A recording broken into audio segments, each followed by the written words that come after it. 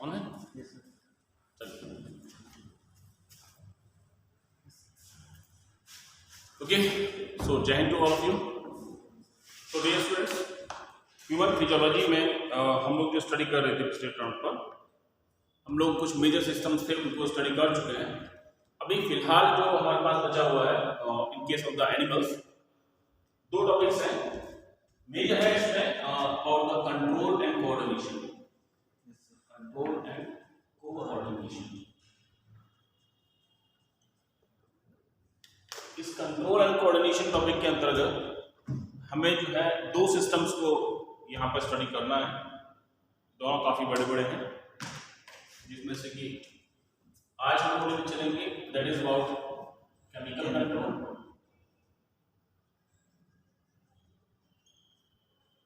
और दूसरा इसमें टॉपिक जो रहेगा it is about the what is it neural control.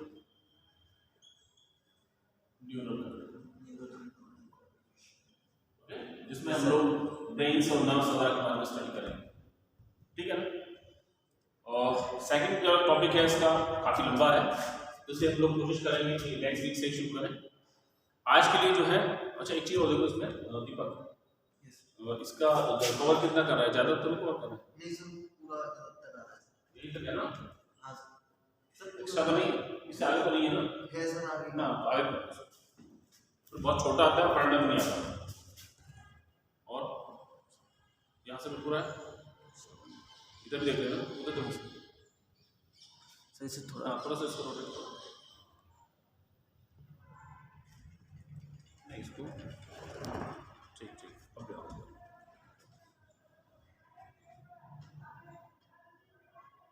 हो गया ना? ऊपर एक्स्ट्रा तो नहीं, ऊपर एक्स्ट्रा है सर, नीचे पूरा है, नीचे तो पूरा है। तो नीचे इसको थोड़ा सा नीचे करो।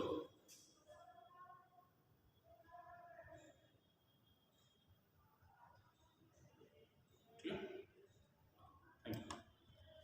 सो ठीक है ना, चलिए। तो हम लोग जो बात कर रहे थे about the chemical control. Yes, वो एक्चुअली काफ़ी स्टूडेंट जो है ऑनलाइन रहते हैं, ये बाद में वो लोग देखते हैं तो उसमें लगता है कि काफ़ी छोटा छोटा लिखा हुआ है, पढ़ने में दिक्कत आती है। ठीक है, दिखता भी नहीं। जितना क्लोज होगा उतना क्लियर रहेगा। ठीक है, और बाकी इसका फिर फोकस का भी रह जाता है कि बोर्ड की फोकल लेंथ इसके लिए अलग बैठेंगे, मेरे लिए अलग बैठेंगे, तो बार बार डिस्टर्ब होता है। हाँ कोई दिक्कत नहीं, कहीं बैठे, ये वाली टेबल छोड़ के इस वाली टेबल पर बैठ जाना, तो यही रहेगा। हाँ इस पर चलिए। तो regarding chemical control and coordination, हमें यहाँ पर जो मेन लेकर चलना है हमारा जो हार्मोनल सिस्टम है। ओके, चलिए without wasting enough more time, ज़्यादा समय न लेते हुए फटाफट शुरू करते हैं। देखिए बेसिकली अगर हम बात करें हमारी बॉडी के अंदर जो ग्लैंड्स होती हैं, नॉर्मली हम लोग तीन कैटेगरी में डिवाइड कर देते हैं। दैट इज एक्सोक्राइन ग्लैंड, जिनको हम लोग डक्टल ग्लैंड कह देते हैं,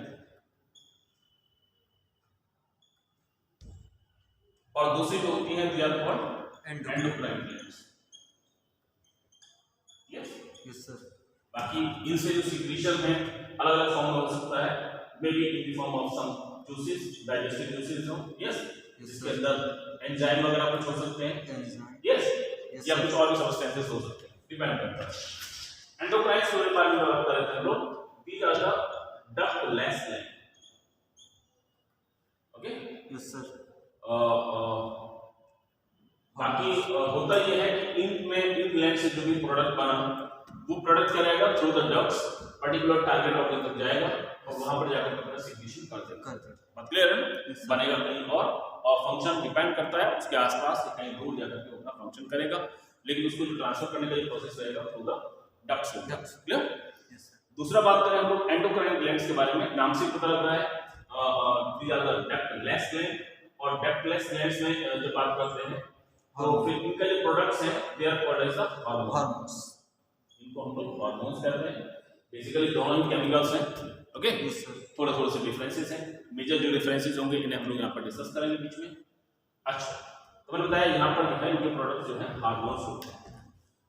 अब तीसरा एक टाइप का और पढ़ते हैं हम लोग, जिन्हें हम लोग कहते हैं हेटेरोक्राइन ग्लैंड्स। हेटेरोक्राइन ग्लैंड्स या इनको हम लोग मिक्स ग्लैंड भी कहते हैं। क्लियर है ना? अब ये तो हमें डिटेल में पढ़नी है। एक्सोक्राइन ग्लैंड्स बीच बीच में जहां आता रहेगा, डाइजेशन था, डाइजेशन में आपने बहुत सारे ग्लैंड्स पढ़े। Okay, yes sir. बाकी और जो सिस्टम्स आते रहेंगे वहां इनके बारे में हम लोग थोड़ा सा स्टडी करते हैं। एंडोक्राइन ग्लैंड डिटेल में भी पढ़ेंगे। बाकी फिलहाल मैं जैसे बात कर रहा था हेटेरोक्राइन ग्लैंड्स का, तो नाम से पता लगा मिक्स है, यानी कि दोनों तरह के नेचर शो करेंगे। यानी कि क्या होगा, इनका कुछ पार्ट जो होगा वो एक्सोक्राइन होगा और कुछ पार्ट जो होगा वो कैसा होगा, endocrine nature. Yes yes sir. चलिए अब इसके एग्जांपल्स के बारे में बात करते हैं। बेसिकली इसमें जो एग्जांपल्स लेके चलते हैं, बहुत common example it is about the pancreas. Yes sir. इसके अलावा हम बात करते हैं गोनेड्स के बारे में, जो गोनेड्स हैं। यस, स्पेशली हम लोग बात करेंगे यहाँ पर about the testis and ovaries. Yes yes sir. अब ऐसा नहीं है कि ये तीन ही हैं, लेकिन इन जनरल वे में आपका जो एनसीईआरटी होती है वो क्या है, इन तीन पे फोकस करती है। और एक फॉर्मूला बनाते हैं इनके लिए, पॉट, POT पॉट। यस, हाँ, इट इज पैंक्रियास। याद रहता है, कोई खास बात नहीं है। पैंक्रियास है, ओवरी है एंड द टेस्टिस। इसके अलावा जितने भी लोकल हार्मोन्स बनते हैं, यानी कि अगर हम बात करें आपका GI ट्रैक्ट है, यहाँ जो हार्मोन्स बने थे ये सब इसी में इंक्लूड होंगे। एक और बात करेंगे इसमें कि जैसे प्लेसेंटा है, यहाँ कुछ हार्मोन्स बनेंगे, ये भी सब जो है मिक्स टाइप के नेचर के हैं। ओके, सिक्रीशन कुछ और भी होंगे, साथ ही साथ यहाँ पर ये हार्मोन्स वगैरह भी। क्लियर है ना? तो मेजरली हमने बताया, इसके एग्जांपल्स के तौर पर आपने कहा पैंक्रियास है, बाकी टेस्टिस है, ओवरी है, GI ट्रैक्ट है और प्लेसेंटा है। ठीक है, अच्छा क्यों है, कैसे है, इसे थोड़ा सा अगर आप चाहें तो पैंक्रियास के बारे में जैसे आप लोगों ने पढ़ा होगा कि डाइजेस्टिव सिस्टम में हम लोग स्टडी किए थे पैंक्रियास को, तो वहां पर आप लेकर चले थे कि जो पैंक्रियास है उसमें मेजर पोर्शन जो होता है पैंक्रियास। हमने बताया इसके अंदर क्या होती है, लोब्यूल्स होती है, जिन्हें हम लोग एसिनी बोलते हैं, पैंक्रेटिक लोब्स होती है। और इन एसिनी से क्या होगा, आपका पैंक्रेटिक जूस सीक्रेट होता है। यस, जो डक्ट से होता हुआ, बाकी अपने डक्ट्स बड़ी होंगी आपकी, इसकी जो मिशन डक्ट्स वगैरह होती हैं उन सबसे होता हुआ अल्टीमेटली कहां पे, ड्यूडेनम में जाकर के सीक्रेट होता है। क्लियर? दूसरा मैं बात कर रहा था कि इसका जो एंडोक्राइन पार्ट होता है, these are called islets of Langerhans. Okay, detail में पढ़ेंगे इसके बारे में। एंडोक्राइन पार्ट है और बाकी ये क्या है, हार्मोन्स वगैरह सीक्रेट करेंगे। क्लियर? अच्छा, GI ट्रैक्ट को लेकर के चले तो GI ट्रैक्ट में आप लोग पढ़े थे गैस्ट्रोइंटेस्टाइनल ट्रैक्ट। स्पेशली अगर हम लोग बात करें यहाँ पर दो जगह पे लेके चलेंगे, एक तो आप बात करेंगे ड्यूडेनम की, तो with in the GI tract specially from the duodenum, तो आपको ध्यान होगा यहाँ सबसे पहले तो एक बना था कौन, गैस्ट्रिन बना था।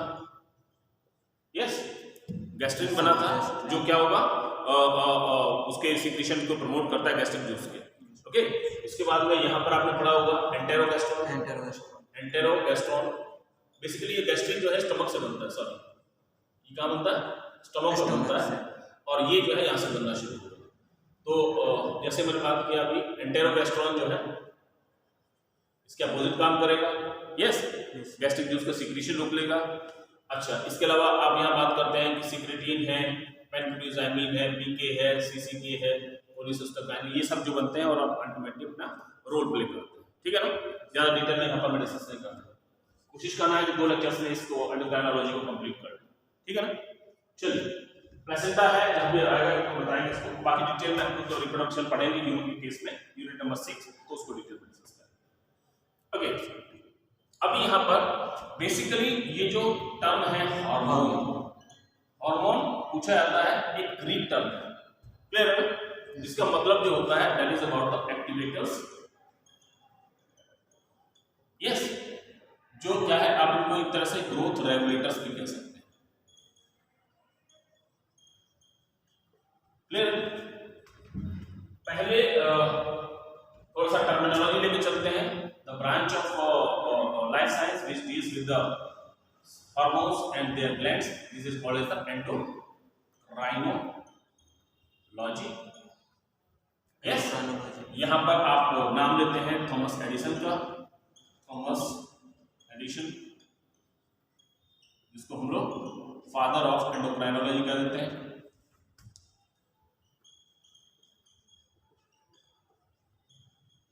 ओके अच्छा, वैसे इससे पहले जो है एक टर्म यूज करते थे हम लोग ऑटोकॉइड। ऑटोकॉइड वो भी हार्मोन्स के लिए शब्द यूज किया जाता था।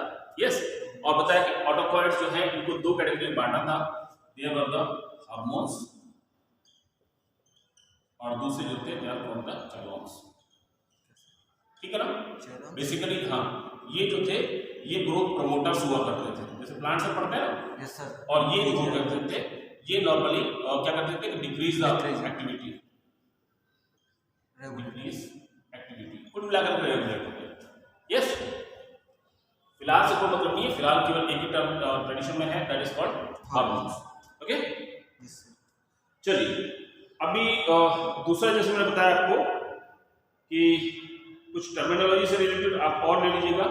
यहां पर एक नाम आता है अबाउट द क्लाउडे बर्नार्ड का, जिन्होंने इनको एक नाम दिया था about the internal secretion. Clear है? अब बात आती है कि जो नाम हार्मोन है, टर्म हार्मोन जो थी इट वाज गिवन बाय क्या नाम था उसका, Bayliss and Starling. Yes, term hormone जो है it was given by the Starling. Yes, बाकी इसकी जो डिस्कवरी का क्रेडिट जाता है वो दोनों को जाता है, स्टार्लिंग एंड बैलिस। ठीक है ना? ये नॉर्मल पूछा जाता है, बैलिस एंड स्टार्लिंग। ओके, बाकी ऐसा कोई खास बात नहीं है। आप अगर पूछते हैं कि जो फर्स्ट, अब इसकी हिस्ट्री को लेकर चलें, फर्स्ट डिस्कवर्ड कौन सा था? सिक्रीटीन था। यस, और अब वो ऐसे भी पूछ सकता है इसको कि first enzyme discovered by its name was secretin. Okay, और दूसरा फर्स्ट क्रिस्टलाइज के बारे में बात करेंगे, it was first crystallise form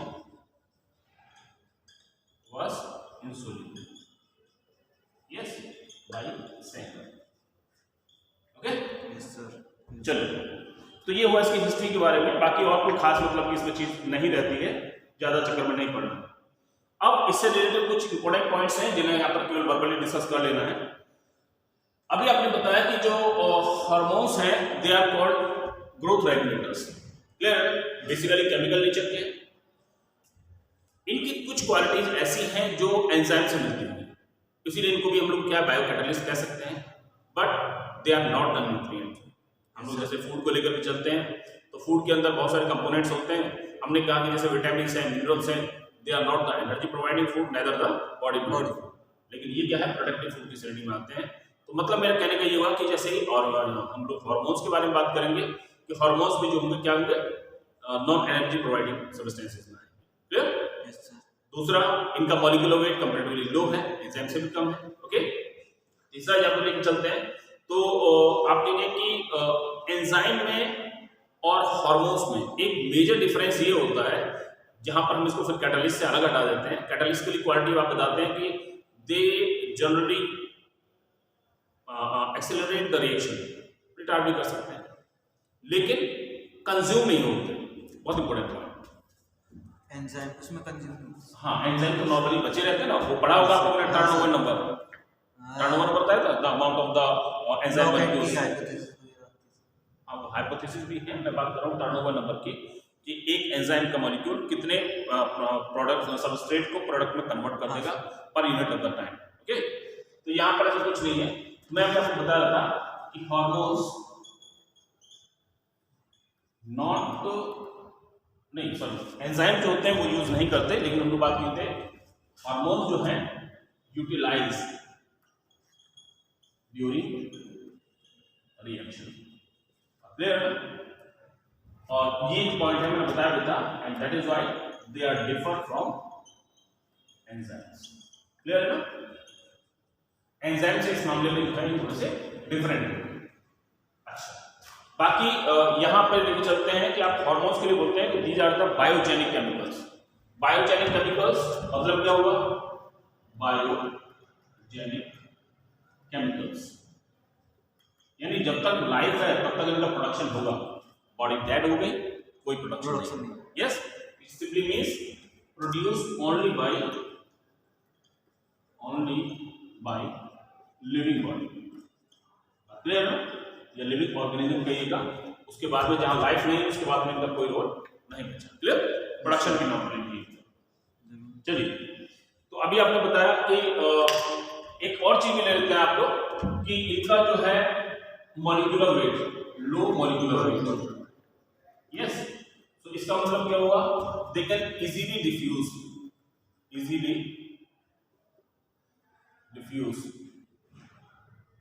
through plasma membrane. Okay, yes sir. और कैरेक्टर्स से ज्यादा प्रश्न है तो हम लेके चलते हैं कि इसमें स्मॉल अमाउंट में चाहिए, मालूम है आपको एंजाइम जैसा कैरेक्टर है। हाँ, यस, हम एंजाइम्स को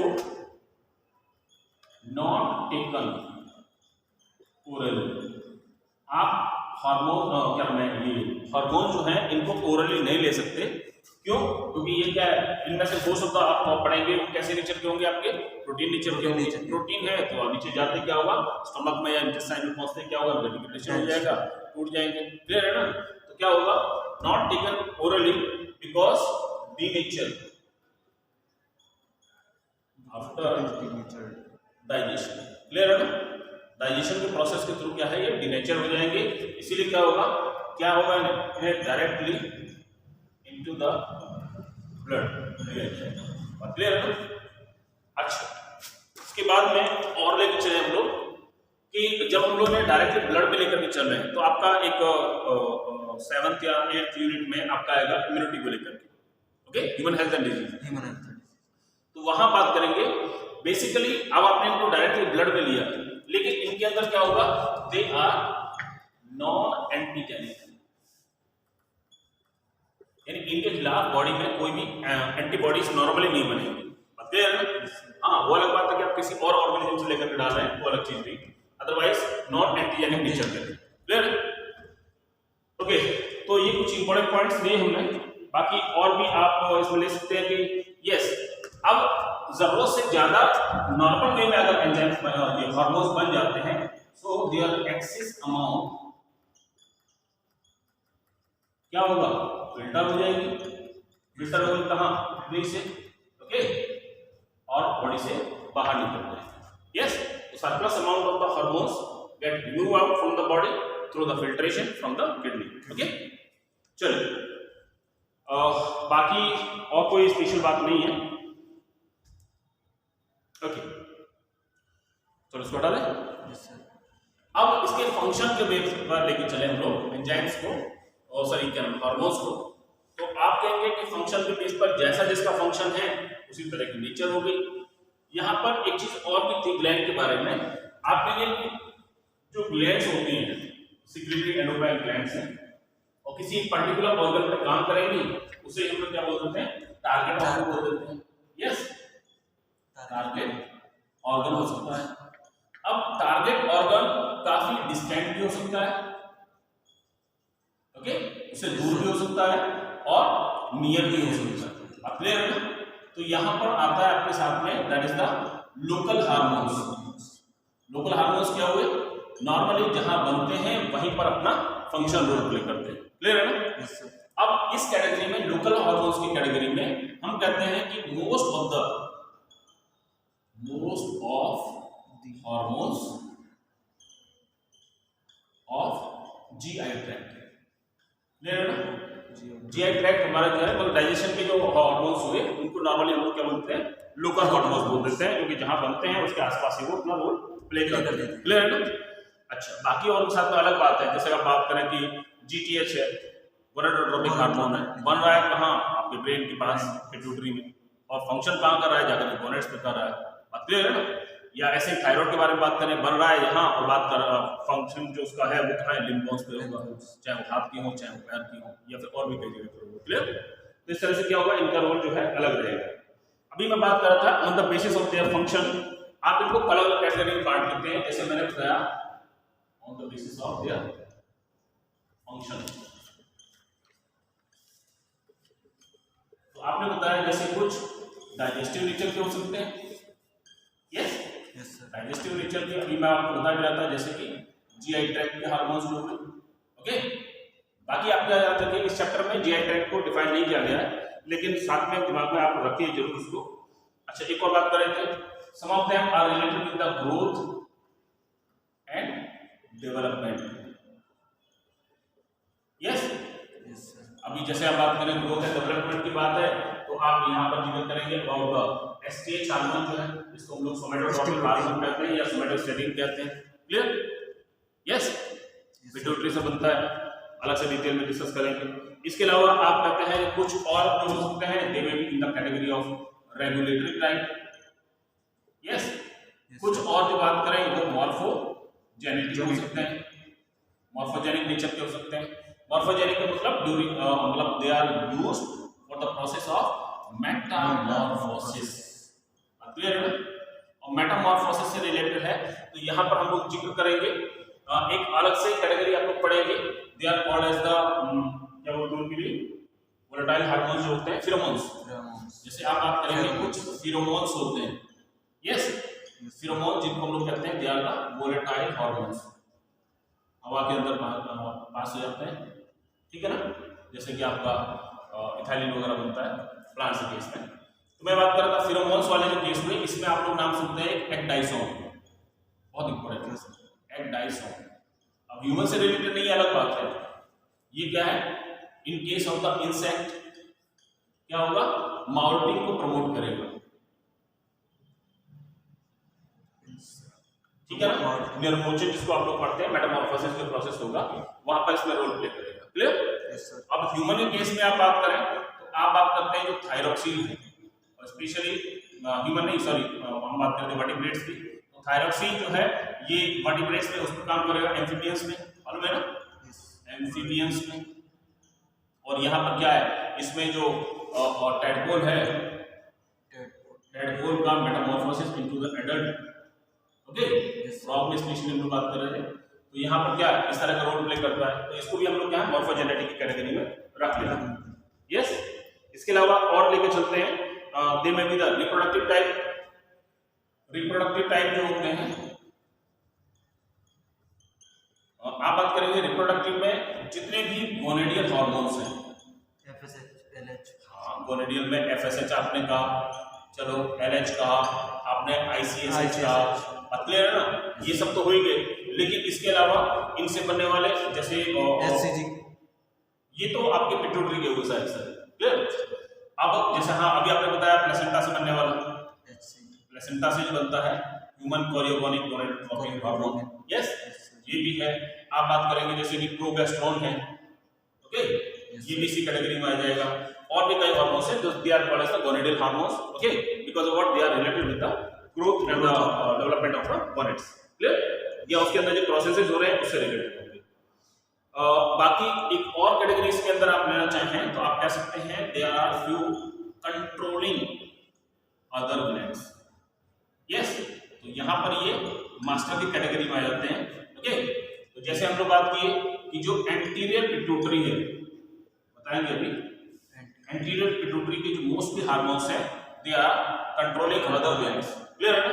नॉर्मली शायद 5 तरह के हार्मोन्स बनकर के चलते हैं वहां पर, आपका STH है सोमैटोट्रोपिक हार्मोन, TSH है thyroid stimulating hormone, ACTH adrenocorticotropic hormone, yes, FSH है आपका फॉलिकल स्टिमुलेटिंग हार्मोन या गोनेडोट्रोपिन बोलते हैं, यस। और एक और है आपका MSH melanocyte stimulating hormone, mid lobe से जो बनकर के चलता है, तो कुल मिलाकर मेलानोसाइट, ओके। तो मेरा मतलब यह है कि most of the hormones of the anterior pituitary they are of कहना चाहिए कि एक तरह से controlling other glands, other endocrine glands को कंट्रोल कर रहे हैं, इसीलिए इनको इस कैटेगरी में, क्लियर है ना। तो कभी पूछ लेता है कि इनमें से कौन सा इस नेचर का नहीं है, which of the following is not the particular nature, जो भी होता है। अब कैरेक्टर्स में आप एक बात और कहते हैं कि जैसे मैंने अभी यहाँ बताया था कि बायोजेनिक केमिकल्स हैं, तो आप ये कहें कि बायोजेनिक हैं बट फॉर्म व्हेन नीडेड, जब इनकी जरूरत है तभी इनका फॉर्मेशन होता है। बस क्लियर है? Yes sir. यानी इसका मतलब ये हुआ नॉट स्टोर्ड, ऐसा नहीं बना करके इकट्ठा कर लिया बॉडी में। क्लियर है ना? Yes sir. जैसी एज की रिक्वायरमेंट है, जैसा फ्रेंची की आपका डेवलपमेंट हो रहा है, उसी तरह से इनका क्या फॉर्मेशन होगा, यानी फिजियोलॉजिकल स्टेट ऑफ बॉडी क्या है उसके हिसाब से इनका फॉर्मेशन होगा। ये नॉर्मली स्टोर नहीं होंगे, बट यहाँ पर भी क्या है, बायोलॉजी में ऐसा हो ही नहीं सकता कि कोई एक्सेप्शन ना हो। यस, तो एक्सेप्शन के तौर पर हम लोग बात करते हैं यहाँ पर कौन सा, इट इज T4, इसको हम लोग थायरॉक्सिन भी बोल देते हैं। थायराइड ग्लैंड से हार्मोन बनता है, आयोडीन से रिलेटेड है T4 एंड दिस या टेट्राआयोडोथायरॉक्सिन बोल देते हैं इसको।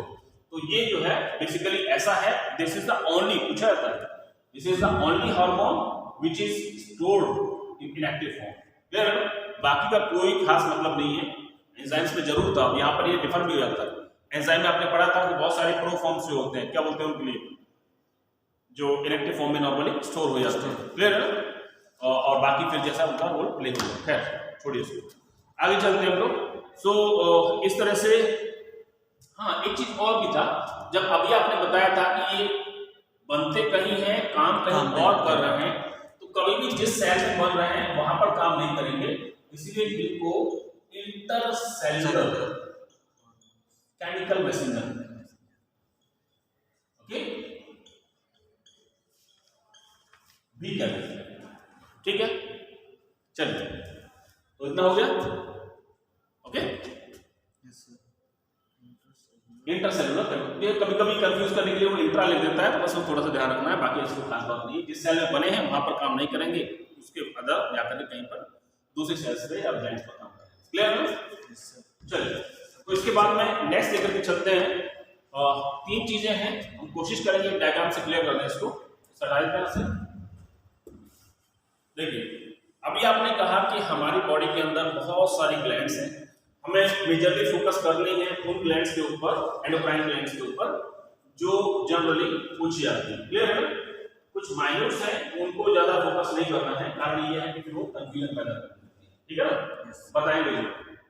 अभी आपने कहा चलिए ठीक है, एक आप है तो मतलब ये आप है, ओके, यहाँ पर आपका ब्रेन है, ओके, चलिए ये सब है आई एंड ये कुल मिलाकर के, उसके बाद में ये नेक रीजन हो गया, और उसके बाद में फिर ये इसकी चेस्ट रीजन हो गया, एंड अल्टीमेटली इनमें कहा नीचे बोनेट्स हो गए। छोड़ो, अभी फिलहाल की जो मैं बात कर रहा हूँ वो ये है कि जो ग्लैंड्स हैं उनकी पोजीशन भी, ये तो आज मानो समझ में है। चलिए, तो मैं यहाँ बात कर रहा था, जैसे आपने कहा ये आपका ब्रेन है ना, थोड़ा सा आप लोग पढ़ लिए होंगे ब्रेन के बारे में, मतलब मैं ज्यादा डिटेल में तो डिस्कस करेंगे अगले टॉपिक जब शुरू होगा नेक्स्ट वीक में। तो मैं यहाँ बात कर रहा था कि ब्रेन है, ब्रेन में पर्टिकुलरली हम लोग बात करेंगे एंटीरियर ब्रेन के बारे में, नॉर्मली 2-3 पार्ट्स को डिवाइड कर देते हैं। तो यहाँ जो हुआ, इसको हम लोग नाम देते हैं that is the cranial. Cranial position में 2 ग्लैंड्स होंगी, एक यहाँ ऊपर की तरफ और दूसरी डायसेफलन के नीचे की तरफ। क्लियर है? सो जो ऊपर हुई क्या बोल देते हैं इसको, पीनियल बोले, पीनियल ग्लैंड कर दीजिएगा, ये बात है। ओके, कितनी होगी, एक होगी, और इसके नीचे की तरफ जो हो जाएगी that is pituitary gland. Clear है ना? ये भी एक होगी। अब क्योंकि ब्रेन से रिलेटेड है, देखिए 2 टर्म्स आते हैं इसमें, इसको घटा देते हैं, आप लोग लिखते हैं हाइपोफाइसिस, आप लिखते हैं हाइपोफाइसिस। याद रखिएगा, फाइसिस जहां टर्म यूज करेंगे, ये कहां करेंगे हम लोग, ब्रेन के पार्ट्स के लिए यूज करेंगे। क्लियर? एक और टर्म यूज करते हैं suffix, that is the pophysis, hypophysis, ऐसा मान लीजिएगा, हाइपो माने नीचे, ये भी हो सकता है, मतलब ये फाइसिस सफिक्स यूज किया, ये हम लोग ब्रेन के लिए यूज करेंगे, और पोफाइसिस के लिए यूज करते हैं that is related to the bones। हाँ, बोन से रिलेटेड है। क्लियर? चलिए, अब यहाँ मैं बात कर रहा था, तो अभी इसके लिए कैसे मिलता है, तो इसका नाम जो होता है, एक नाम है इसका एपिफाइसिस सेरिब्रेसी। ओके, और इसका नाम क्या हो जाएगा? इसका नाम भी नीचे की तरफ है, so it is called hypophysis cerebri. Okay, yes. चलिए अब उसके बाद हम बात करते हैं, ये आपका गला वाला रीजन आ गया। हालांकि हम लोग रेस्पिरेटरी सिस्टम इस चीज को पढ़ चुके हैं। तो जो आपका ट्रैकिया है, ट्रैकिया में जो आपका कार्टिलेज था, थायराइड कार्टिलेज, यस, तो उसके पास में यहाँ पर एक बड़ी सी ग्लैंड मिलती है, and that is called thyroid gland. Okay, दो रूट्स होते हैं इसके। सो दिस इज, मैंने बताया, इन द थ्रोट या फेरेंजियल रीजन कहते हैं इसको। फेरेंजियल रीजन में दो ग्लैंड्स बात करेंगे। एक आपने बताया थायराइड, कितनी होगी? इकलौती होगी, और बाकी इसके पोस्टीरियर साइड में, पीछे की तरफ होंगे, यस, बैक साइड में होंगी दो जोड़ी पैराथायराइड ग्लैंड। कितनी होंगी? टोटल 4 होंगी। ओके, आगे चलते हैं। अब इसके बाद में यहां आगे चेस्ट रीजन पर, चेस्ट रीजन में आपने बताया कि चेस्ट रीजन में यहां आपका जो ये क्या था, आपका बास्केट थी, थोरेसिक बास्केट, यस, यहां सामने की तरफ स्टर्नम था। तो below the sternum, close to the heart, there is a gland called thymus gland. यहां पर यानी इसकी जो थोरेसिक रीजन है, थोरेसिक रीजन में there will be thymus gland. अब याद रखिएगा, इसमें 2-3 ग्लैंड्स ऐसे पढ़ेंगे आप लोग जो नॉर्मली क्या है, इनिशियल एज में तो होंगी, बिफोर प्यूबरिटी, और प्यूबरिटी के बाद में वो धीरे धीरे डिसअपीयर हो जाएगी। So this thymus gland is one of them.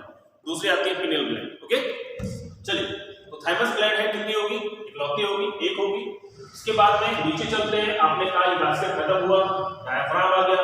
Diaphragm से नीचे की तरफ क्या है, वहां आपने देखा एब्डोमिनल कैविटी है, यस। तो अगर हम लोग बात करते हैं इन केस ऑफ एब्डोमेन, तो एब्डोमिनल केस में क्या होगा? यहां पर आपने एक तो कहा था पैनक्रियास, यस, एक होगा जहां पर छोटे छोटे इसकी यूनिट्स होंगी, हमें उससे मतलब नहीं ज्यादा, पैनक्रियास में हम चलते हैं। ओके, दूसरा आपने बताया कि यहां और नीचे की तरफ जाएंगे तो आपकी क्या थी? किडनी थी, यस, और किडनी के ऊपर जो थी एडिशनल ऑन रीनल यानी kidney, so it is adrenal gland, adrenal gland. और बेसिकली एड्रीनल अक्लौती नहीं है, इसके अंदर नॉर्मली 2 पार्ट्स हैं। आपने कहा एक जो इसका कॉर्टेक्स पार्ट है, और दूसरा जो था इसका मेडुला पार्ट है, यस। अब क्योंकि ग्लैंड लिखा है इसलिए हम इसको एक मान लेते हैं। Clear sir? अच्छा, इसके अलावा कितना हो गया?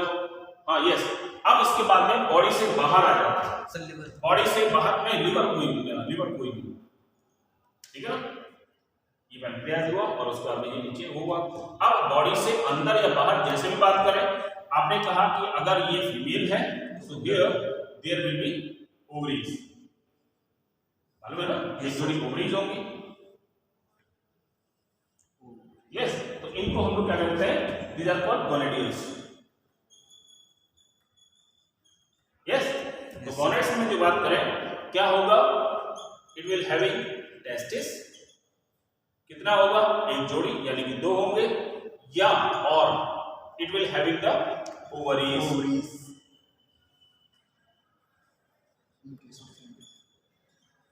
क्लियर? अच्छा, तो यानी कि मेजर तो यही हुई। इसके बाद में डिपेंड करता है, अगर ये फीमेल है, प्रेगनेंसी वाली कंडीशन है, तो आप लोग प्लेसेंटा का भी जिक्र कर देंगे। क्लियर? लेकिन मेजर जो ग्लैंड्स आती हैं ना, लोग 1 2 3 4 5 6 7 8। अब यहाँ क्वेश्चन जो आता है इसको समझ लीजिए, वो कहते हैं द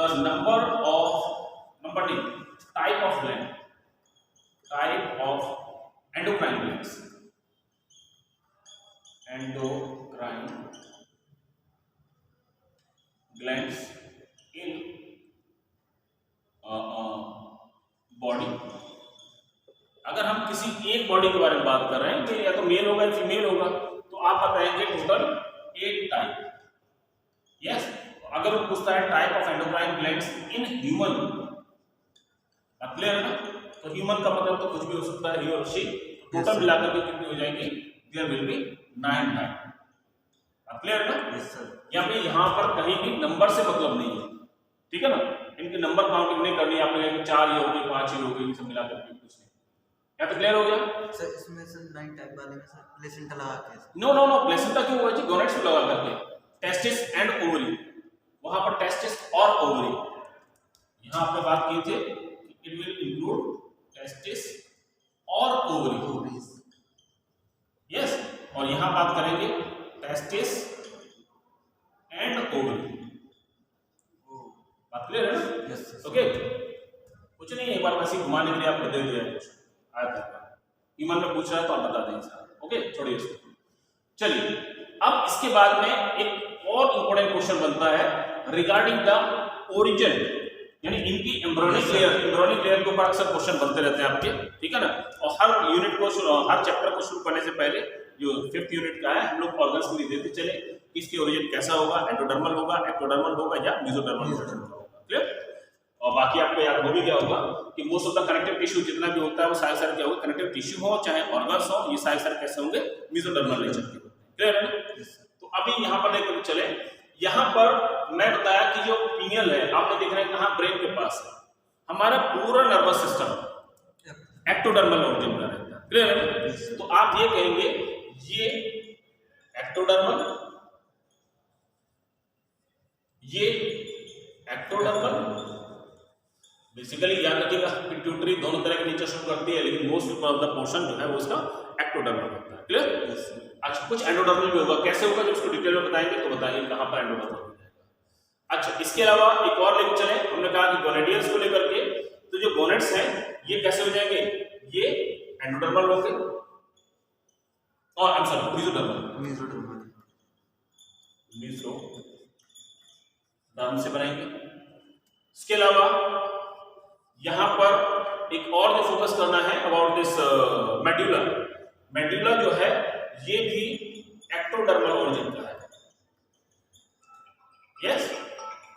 चलिए एक सेकंड प्लीज,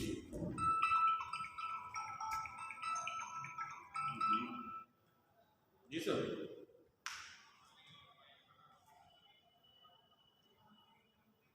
तो आज तो हाँ नहीं, ऑफलाइन ही चल रहा है, मेरा भी ऑफलाइन चल रहा है। अच्छा, हमारा चल रहा है, मैं भेज रहा हूँ, क्या आ रहे हैं मैं जी, अपना नंबर नोट करा दूंगा जी। चलिए, कौन सा डिस्टर्बेंस रहा आज, आपको कुछ टेक्निकल प्रॉब्लम है, नेटवर्क नहीं आ रहा है, क्योंकि और बहुत सारी चीजें आ रही हैं, इलेक्शन का रिजल्ट आ रहा है, सब लोगों का टेंशन वहां पर हो सकता है, इसलिए सर्वर डाउन चल रहा है। यस, चलिए फटाफट आते हैं। ओके, तो मैं अभी जो बात कर रहा था कि इसमें जो है ये मेसोडर्मल हुआ, गोनेट्स जो है, बाकी के ये क्या हो गए, एक्टोडर्मल हो गए, यस। और इसके अलावा जितने भी हैं आई थिंक वो सारे एंडोडर्मल नेचर के होंगे, क्लियर? एंडोडर्म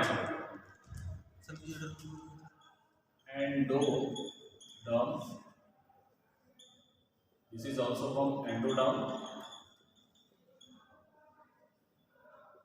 यहाँ पर थाइमस है, ये भी एंडोडर्म से बनेगा,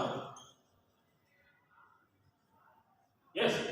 और पैंक्रियास जो है ये भी एंडोडर्म से बनेगा, पूरा तो नहीं करने को, 1 2 3 4 5 6 7 8, एक और कोई रह गया सर, कॉर्टेक्स। हाँ नहीं हाँ, 8 ही तो है, सही, कॉर्टेक्स वाला पार्ट, हाँ यस, ये भी जो है आपका एंडोडर्म से बनेगा। सर मेसोडर्म कौन होता है? मेसोडर्म के गोनेट्स होते हैं, बराबर पहले कर लेते हैं। सो अभी जैसे हम लोग बात कर रहे थे अबाउट द ओरिजिन, तो आपने बताया कि क्रेनियम के जितने भी स्ट्रक्चर्स हैं, क्योंकि वो नर्वस सिस्टम के पार्ट हैं, इसीलिए ये एक्टोडर्मल ओरिजिन के होंगे। बाकी जितने भी ट्यूबुलर स्ट्रक्चर्स हैं, चाहे वो फेरेंजियल रीजन की रही हो नेक में, और चाहे वो थोरेसिक में रहे हो, ये सब के सब कैसे होंगे, एंडोडर्मल होंगे। सेक्सुअल ग्लैंड्स जो होंगी ये कैसे हो जाएंगे, they will be mesodermal in origin. अब पैंक्रियास जो है वो भी कैसे हो जाएगा, that will be endodermal. Cortex जो है मेसोडर्मल होगा, सॉरी सही करना इसको, कॉर्टेक्स जो है हमने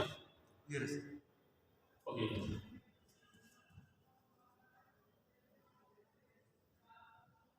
इट विल बी मेसोडर्मल, ठीक है ना? यस। तो इस तरह से इसकी जो एम्ब्रियोनल लेयर्स होती हैं उनके हिसाब से चले तो हमने बताया कि कुल मिलाकर के एक एंड दो स्ट्रक्चर्स ऐसी हैं, यानी कि क्रेनियम की ग्लैंड्स दोनों, पीनियल और पिट्यूटरी। उसके अलावा जो मेडुला पोर्शन है और उसका एड्रिनल ग्लैंड का, ये कैसे होंगे, ये तीनों स्ट्रक्चर्स जो होंगे कैसे होंगे, एक्टोडर्मल होंगे, ये बटालियन का न्यूक्लियस। क्लियर। उसके अलावा मैंने बताया कि गोनेडियल्स जो हैं यानी कि टेस्टिस एंड ओवरी, और इसके अलावा जो कॉर्टिकल पोर्शन है एड्रिनल ग्लैंड का, ये कैसे होंगे, मेसोडर्मल होंगे।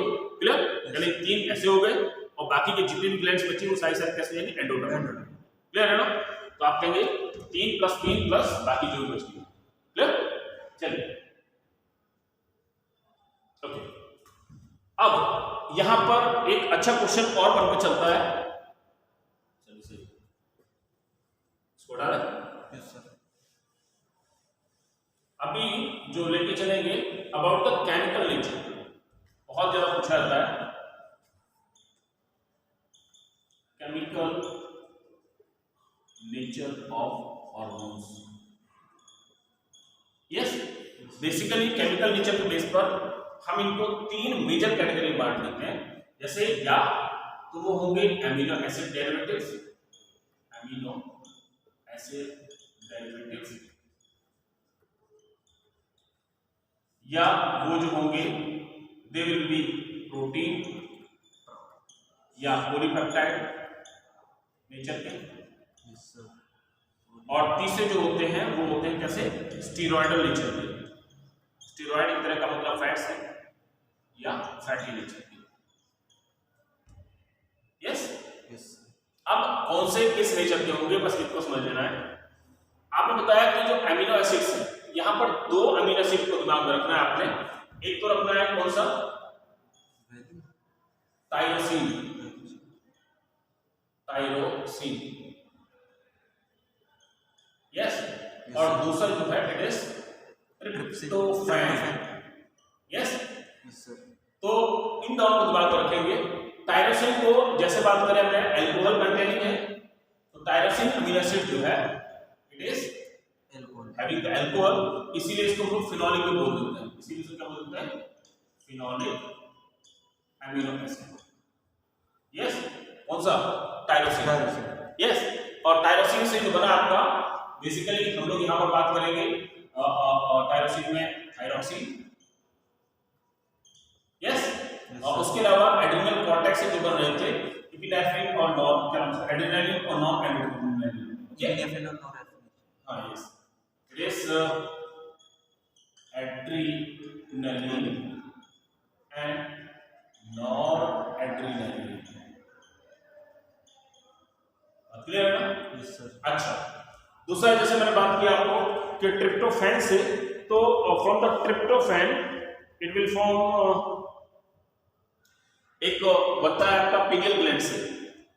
पीनियल ग्लैंड से एक हार्मोन निकलता है, ये तो आपको मालूम ही है। ये कहां से बन रहे थे, कॉर्टेक्स से बन रहे थे, एड्रिनल कॉर्टेक्स से।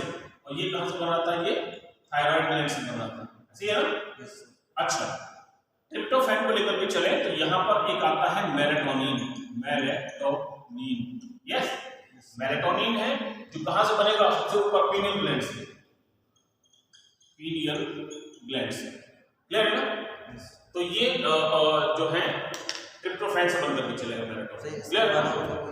हाँ, स्किन वाला जो होता है वो ये मेलेटोनिन। हाँ, मेलेटोनिन का फॉर्मेशन करेगा, बताएंगे अब इसको। इसमें क्या बेसिकली ये बनेगा पीनियल से, और एंटागोनिस्टिक सेम काम जो है दूसरा वाला हार्मोन भी करता है जो बनता है पिट्यूटरी से, एमएसएच बोलते हैं जिसे, मिडिल लोब से।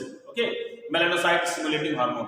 बस एमएसएच जो है, जो कहना चाहिए मतलब ऐसा मान के चले कि यहाँ पर आपने ये मतलब ये मान चले कि पूरे बोर्ड के ऊपर काली फैली हुई है, उसको मैंने समेट करके एक जगह रख दिया। यस, तो क्या होगा, डार्क दिखाई दे रहा है ना, जो तिल या चकते बन जाएगा आपकी स्किन पर, लाइसेंस बोलते हैं आप इसको, या तिल बोलें, जो भी। क्लियर है। जब ये इकट्ठे हो जाएंगे यानी मेलेटोनिन क्या करेगा, उनको इकट्ठा कर देंगे। क्लियर। और एमएसएच क्या करेगा, इनको स्प्रेड आउट कर देगा पूरी स्किन के अंदर। क्या होगा, तिल वगैरह कम होंगे लेकिन पिगमेंटेशन बढ़ जाएगा। अब क्लियर है ना। स्किन का जो डार्कनेस है, मेलानिन का फॉर्मेशन वो बढ़ जाएगा। खैर उसको वही बात करेंगे डिटेल में। फिलहाल में आते हैं, अभी हम लोग बात कर रहे थे कि प्रोटीन नेचर की जो हुई। अच्छा, एक और चीज समझ लेना यहाँ पर कभी कभी इसको एक कैटेगरी और देता है रिगार्डिंग द आयोडीन, तो कहते हैं आयोडोथायरोमीन्स करके, इसको नाम देगा आयोडोथायरोएमीन्स। यस, तो आयोडोथायरोएमीन्स की कैटेगरी में जो आता है आपका क्या आता है, थायरॉक्सिन आ जाता है। क्लियर है ना? क्योंकि इसमें आयोडीन होता है तो इसीलिए अलग ले लेते हैं, कभी कभी फिनोलिक का भी पूछ लेता है, कभी कभी ये भी आता है, ये दोनों है वास्तव में इसी का है। क्लियर है ना? कोई अलग से कंफ्यूज होने की जरूरत नहीं है। अच्छा, बाकी आपको बताया था थायरोक्सिन जो है वो किससे रिलेटेड है, टायरोसिन से रिलेटेड, बहुत ज्यादा पूछा जाता है। ओके, चलिए दूसरा जो मैं कैटेगरी बात कर रहा था अबाउट द प्रोटीनिशियस, या जो पॉलीपेप्टाइड चेन से मिलकर के बने हुए होंगे। तो यहां पर इस कैटेगरी में जो आप ले लेते हैं दैट इज अबाउट जो पिट्यूटरी का सिक्रीशन है, इसमें आप ले लीजिएगा, जैसे मैंने बताया अभी आपको, फ्रॉम एंटीरियर पिट्यूटरी। यस, तो यहां जो बनेगा आपका सोल्टोट्रोपिक हार्मोन STH। यस, और इसके अलावा दूसरा जो आप ले लेंगे यहां पर, it is the prolactin, PL करके बोलते हैं इसको, प्रोलैक्टिन PRL। यस, ये दो जो है एंटीरियर पिट्यूटरी का हार्मोन्स है। अब पोस्टीरियर पिट्यूटरी से हम लोग बात करें तो इसके दोनों जो हार्मोन्स हैं पोस्टीरियर में, पोस्टीरियर पिट्यूटरी से एक तो आपका बना था ऑक्सीटोसिन, ऑक्सीटोसिन, ऑक्सीटोसिन,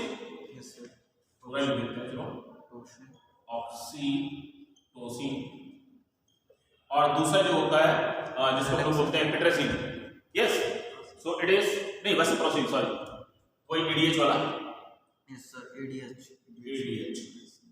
तो ये दोनों हार्मोन जो होते हैं, यानी कि आप ऐसा भी कह सकते हैं कि most of the hormones of the pituitary are this type of nature, proteinaceous nature के। क्लियर? Yes sir. अच्छा, अब यहां जैसे हम लोग बात कर रहे थे कि प्रोटीनिशियस नेचर के हुए, इसके अलावा पैराथायरॉइड है, पैनक्रियाज है, तो अभी इसकी बात मैंने बताया, जैसे पैराथार्मोन बनता है। यस, यहां से पैराथार्मोन बनता है, पैराथार्मोन, इसको कॉलेज हार्मोन भी कहते हैं। इसके अलावा मैं बात कर रहा था यहां पर जैसे कि पैनक्रियाज है।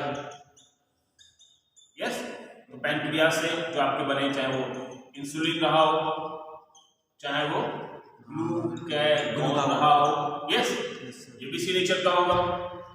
इसके अलावा वैसे इसमें एक MSH आता है, वो भी इसी नेचर का, प्रोलैक्टिन नेचर का। क्लियर? अच्छा, इंटीरियर में आप एक चीज और ऐड कर दीजिएगा, MSH। ओके, शायद 21 अमीनो एसिड से मिलकर बना होता है, पूछा जाता है ह्यूमन के केस में। 21 अमीनो एसिड, हाँ, 21 अमीनो एसिड मिलकर के, मतलब ये कम अमाउंट है तो क्या रहेगा, अल्टीमेटली इसको पॉलीपेप्टाइड बोल देंगे हम लोग। क्लियर? चलिए, तो ये कुछ पर्टिकुलर हार्मोन्स हुए। इसके अलावा यहाँ पर आप प्लेसेंटा से निकलने वाले दो हार्मोन्स को ले सकते हैं, जैसे कि एक आता है रिलैक्सिन। यहाँ पर आप कहेंगे कि रिलैक्सिन, और एक जो डाइजेस्टिव ट्रैक्ट का है, सिक्रेटिन। यस, तो ये सब जो है वो कैसे हो गए, प्रोटीन नेचर के हो गए। यानी आप ऐसा भी कह सकते हैं कि मोस्ट ऑफ द हार्मोन्स, अभी मैं स्टेरॉइड बताऊंगा, स्टेरॉइड को छोड़ दीजिएगा, और ये अमीनो एसिड वाले 2 हार्मोन 3 हार्मोन्स को छोड़ दीजिएगा, बाकी सारे कैसे होंगे, इसी नेचर के। क्लियर? अभी यहाँ पर वो प्रोटीनियस नेचर जो है, इसके साथ में एक सब कैटेगरी और लेकर के चलता है, that is called as the glycoproteinaceous nature. It is called glycoproteinaceous nature. तो यहाँ most of the stimulating hormone, जैसे अभी मैं बताया आपको TSH है, TSH, ICSH, LH, यानी कि FSH मतलब। यस, तो पिट्यूटरी के लगभग सारे हो गए। इसको मतलब आप ऐसा भी कर सकते हैं इन जनरल वे में, पिट्यूटरी के सारे 5 बताया मैंने आपको, एंटीरियर लॉब के 1 2 3 4 और 5 हो गए, 5 हो गए, और पोस्टीरियर लॉब के दोनों हो गए, यानी पूरी पिट्यूटरी एक तरह से प्रोटीनिशियस नेचर की सिक्रीशन करती है। क्लियर है ना? अच्छा, दूसरा मैंने बात बताया आपको। अब जो बचा है बाकी, इनको हम लोग ले लेते हैं कहां पर, बेसिक कैटेगरी में, जिसको बताया था स्टेरॉइड नेचर के। स्टेरॉइड, अब स्टेरॉइड में आप कहते हैं कि most of the sex hormones इसी के तरह के होंगे, ठीक है। अब सेक्स हार्मोन्स है तो कहां से बनेंगे, गोनेट से बनेंगे, सीधी सी बात है। आपने बताया कहां से बनेंगे, कुछ टेस्टिस से बनेंगे, ऐसा है ना, कुछ ओवरी से बनेंगे, यस, और आपने कहा कुछ यहाँ पर प्लेसेंटा से बनेंगे, क्लियर। इसके अलावा आपने बताया ये कहां से बनेंगे, एड्रिनल कॉर्टेक्स से बनेंगे, ये जो है एड्रिनल उससे जो बनके चलेंगे स्टेरॉइड नेचर। तो मैंने बताया सेक्स हार्मोन्स, यस सर, जिसमें आपने कहा कि टेस्टिस से बनेंगे, ओवरी से, बाकी प्रोगेस्टेरोन बनता है जो फॉलिकल से बनकर के चलेगा, वो भी इसी कैटेगरी में आ जाएगा। अब यहाँ पर मैंने बताया था कि एड्रिनल कॉर्टेक्स से जो बनेंगे, जिसे हम लोग कहते हैं ना कि क्या नाम है आपका, एड्रिनल कॉर्टेक्स, वो अरे उसको बोलते हैं ना ग्लूकोकॉर्टिकॉइड, मिनरलोकॉर्टिकॉइड्स, ये जितने नाम का आगे पता लग रहा है, नाम से ही पता लग रहा है कॉर्टिकॉइड लगा हुआ है, तो इन्हें हम लोग सेक्स कॉर्टिकॉइड्स कह देते हैं। क्या कहते हैं, सेक्स कॉर्टिकॉइड, यस। तो सारे सेक्स कॉर्टिकॉइड्स किस तरह के होंगे, स्टेरॉइड नेचर के होंगे, क्लियर है ना। तो जैसे corticosteroid, aldosterone, mineralocorticoids, yes, glucocorticoids, तो ये सब जो है यहाँ पर होगा, क्लियर है ना। अब ये जो स्टेरॉइड्स हैं, स्टेरॉइड आपको मालूम है एक तरह से क्या है, फैट्स हैं, फैट नेचर के हैं, तो इजीली आप कहेंगे कि ये फैट सॉल्युबल हो गए, और दूसरा आप ऐसा भी कहेंगे कि it is soluble in case of the fat solvents, जिनमें फैट खुद घुल जाएगी, उसमें ये खुद डिसॉल्व हो जाएगा, अब क्लियर है ना। अब इस तरीके से आप कहेंगे कि इनका डिफ्यूजन कंपैरेटिवली इजी होता है प्लाज्मा मेम्ब्रेन के थ्रू, ठीक है। अब इजी डिफ्यूजन है तो इसका मतलब एक्शन भी क्या होगा, इनका थोड़ा सा फास्ट हो जाएगा, ओके। इसके बाद में वैसे मैं शायद कल ही लूंगा उसको, एक आपका mechanism of the enzyme action अलग से टॉपिक आता है, जिसमें हम लोग क्या हम आपका एक सुदरलैंड हाइपोथेसिस पढ़ते हैं, सेकेंडरी मैसेंजर हाइपोथेसिस, क्लियर है ना। तो वहां पर इसको डिटेल में बताएं कि कैसे फैट हार्मोन्स का एब्जॉर्प्शन होता है, कैसे टारगेट ऑर्गन पे इनिशियली काम करता है, क्लियर है ना। तो अभी हमने जो है डिस्कस किया about chemical nature of the hormones, जिसे मैंने बताया आपको कि ये 3 तरह के नेचर बताते हैं हम लोग, ये अमीनो एसिड के बने हो सकते हैं, ये प्रोटीन या पॉलीपेप्टाइड के बने हो सकते हैं, या ये स्टेरॉइड के बने हो सकते हैं, क्लियर। अमीनो एसिड नेचर के जो थे, इसमें केवल हमने 3 हार्मोन्स दिमाग में रखने थे। एक तो रखने थे थायरोक्सिन, जो बेसिकली थायरोक्सिन और एड्रिनल कॉर्टेक्स के जो हार्मोन्स हैं, एड्रेनालिन और नॉन एड्रेनालिन, ये जो है थायरोक्सिन अमीनो एसिड से मिलकर के बनेंगे, यस। और बाकी ट्रिप्टोफैन से जो बनेगा पर्टिकुलरली मेलाटोनिन बनेगा। तो कुल मिलाकर के ये तीनों हार्मोन्स कैसे नेचर के होंगे, अमीनो एसिड से मिलकर के बनेंगे, क्लियर है। थायरोक्सिन स्पेशली आयोडीन से रिलेटेड है, इसलिए इसको आयोडो थायरोएमीन्स भी कह देते हैं, ठीक है। बाकी आपने बताया प्रोटीनेशियस नेचर, तो सॉरी स्टेरॉइड नेचर के, तो स्टेरॉइड नेचर के मैंने बताया कि जितने भी सेक्स ग्लैंड्स हैं, ओके, वो सारे कैसे होंगे, स्टेरॉइडल नेचर के होंगे। और बाकी आपका जो कॉर्टिकॉइड्स बन रहे हैं एड्रिनल ग्लैंड से, तो एड्रिनल ग्लैंड्स के बनने वाले सारे कॉर्टिकॉइड्स भी कैसे हो जाएंगे, स्टेरॉइडल नेचर के होंगे, चाहे वो ग्लूकोकॉर्टिकॉइड्स हो, चाहे मिनरलोकॉर्टिकॉइड हो, चाहे वो सेक्स कॉर्टिकॉइड्स हो, यस।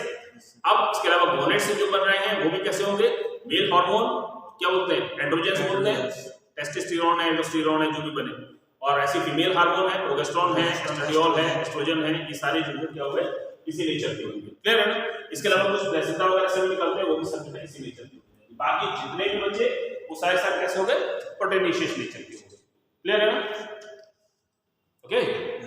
तो मैं नहीं समझता हूँ कि इसमें जर्नल जो हार्मोन्स का कंसेप्ट है उसमें केवल इसका मैकेनिज्म रह गया थोड़ा सा, बाकी उसके अलावा मेजर पोर्शन हम लोग इसमें कवर कर लिए, ठीक है ना।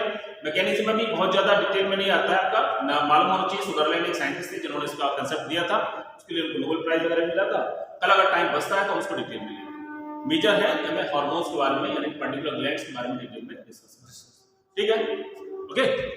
चलिए जी, अब इसके बाद थोड़ा सा आगे चलते हैं, एक एक ग्लैंड को डिटेल में डिस्कस करना शुरू करते हैं, ओके। हम कोशिश कर रहे हैं कि आज हम कम से कम पिट्यूटरी भी ले लेते हैं, बहुत मेजर पोर्शन है पिट्यूटरी का। अगर आज पिट्यूटरी खत्म हो जाएगी तो कल ये टॉपिक भी इजीली स्मूथली खत्म हो जाएगा, क्लियर, यस सर। चलिए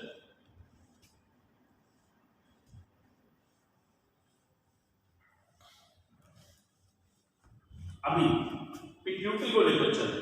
अब तक हम कम से कम इतना समझ गए पिट्यूटरी के बारे में कि पिट्यूटरी नंबर में कितनी होती है, एक होती है, कहाँ होगी?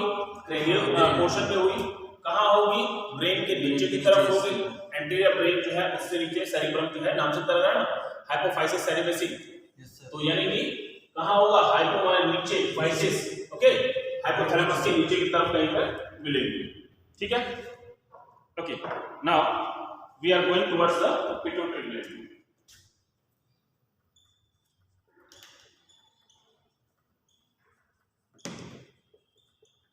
चलिए, पिट्यूटरी से रिलेटेड कुछ मेजर पॉइंट्स थे, जैसे आपने बताया कि इसका नाम जो था it is hypophysis cerebrum. Yes sir. दूसरा आपने बताया कि it is the smallest gland. Clear है? अप्रोक्सीमेट 1.3 सेंटीमीटर के आसपास का साइज होता है इसका। क्लियर? यस, सेंटीमीटर के आसपास का। Yes yes sir. दूसरा, अब तक जितने जगह हमने पढ़ा है उसका थोड़ा सा उल्टा होगा। रिगार्डिंग द वेट अगर हम उसका बात करते हैं तो in case of male size में छोटी है 0.5 gram, answer 5 gram. Clear? And in case of the female it is 7 gram के आसपास। क्लियर है ना? बस यहाँ पर गलती मत कर देना, कारण ये है कि अदरवाइज बाकी सारी चीजें जो थी उल्टा हुई। मेल में साइज बड़ा था और फीमेल के केस में अगर कॉमन ऑर्गन है तो क्या होगा? ज्यादा होगा। क्लियर? चलिए आगे लेके चल रहे हैं। तो अभी जैसे बात करें हम लोग ब्रेन की, तो ब्रेन के नॉर्मली जो पार्ट्स होते हैं, fore brain, mid brain and hind brain. Yes, तो हम लोग फोर ब्रेन के बारे में बात कर रहे हैं, जिसके मेजर पोर्शन जो होते हैं आपका ऊपर की तरफ क्या बोलते हैं उसके लिए, सेरिब्रम होगा और वेंट्रल लोब सेरिब्रम। यस, और ये डायंसिफेरॉन वगैरह जो हुआ।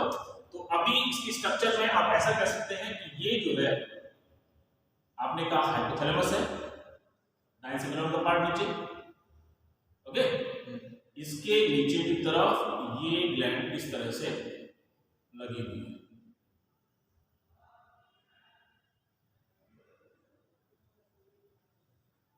ठीक है, अब इस तरह से ये पता लगा हमें कि ये क्या हुआ। मैंने बताया था कि इट इज हाइपोथैलेमस।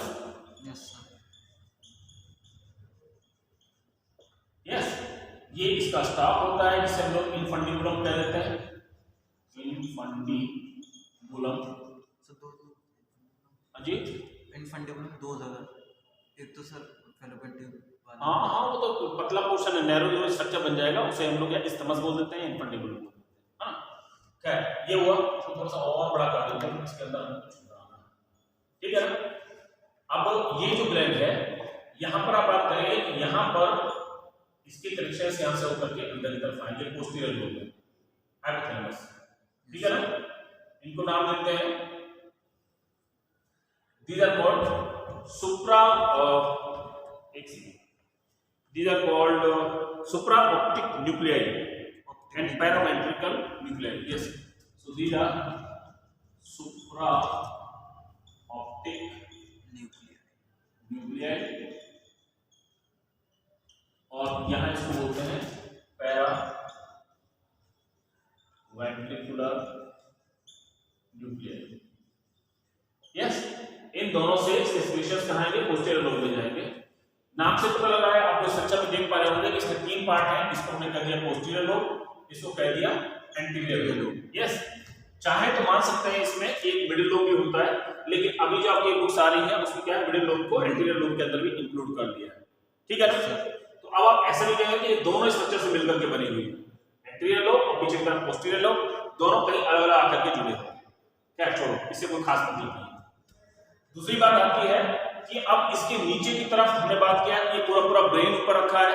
हम लोग स्कल पढ़ चुके हैं और स्कल में आप लोग ये लेकर चले कि ओके, स्कल में आपने पढ़ा था कि कुछ बोन्स थी।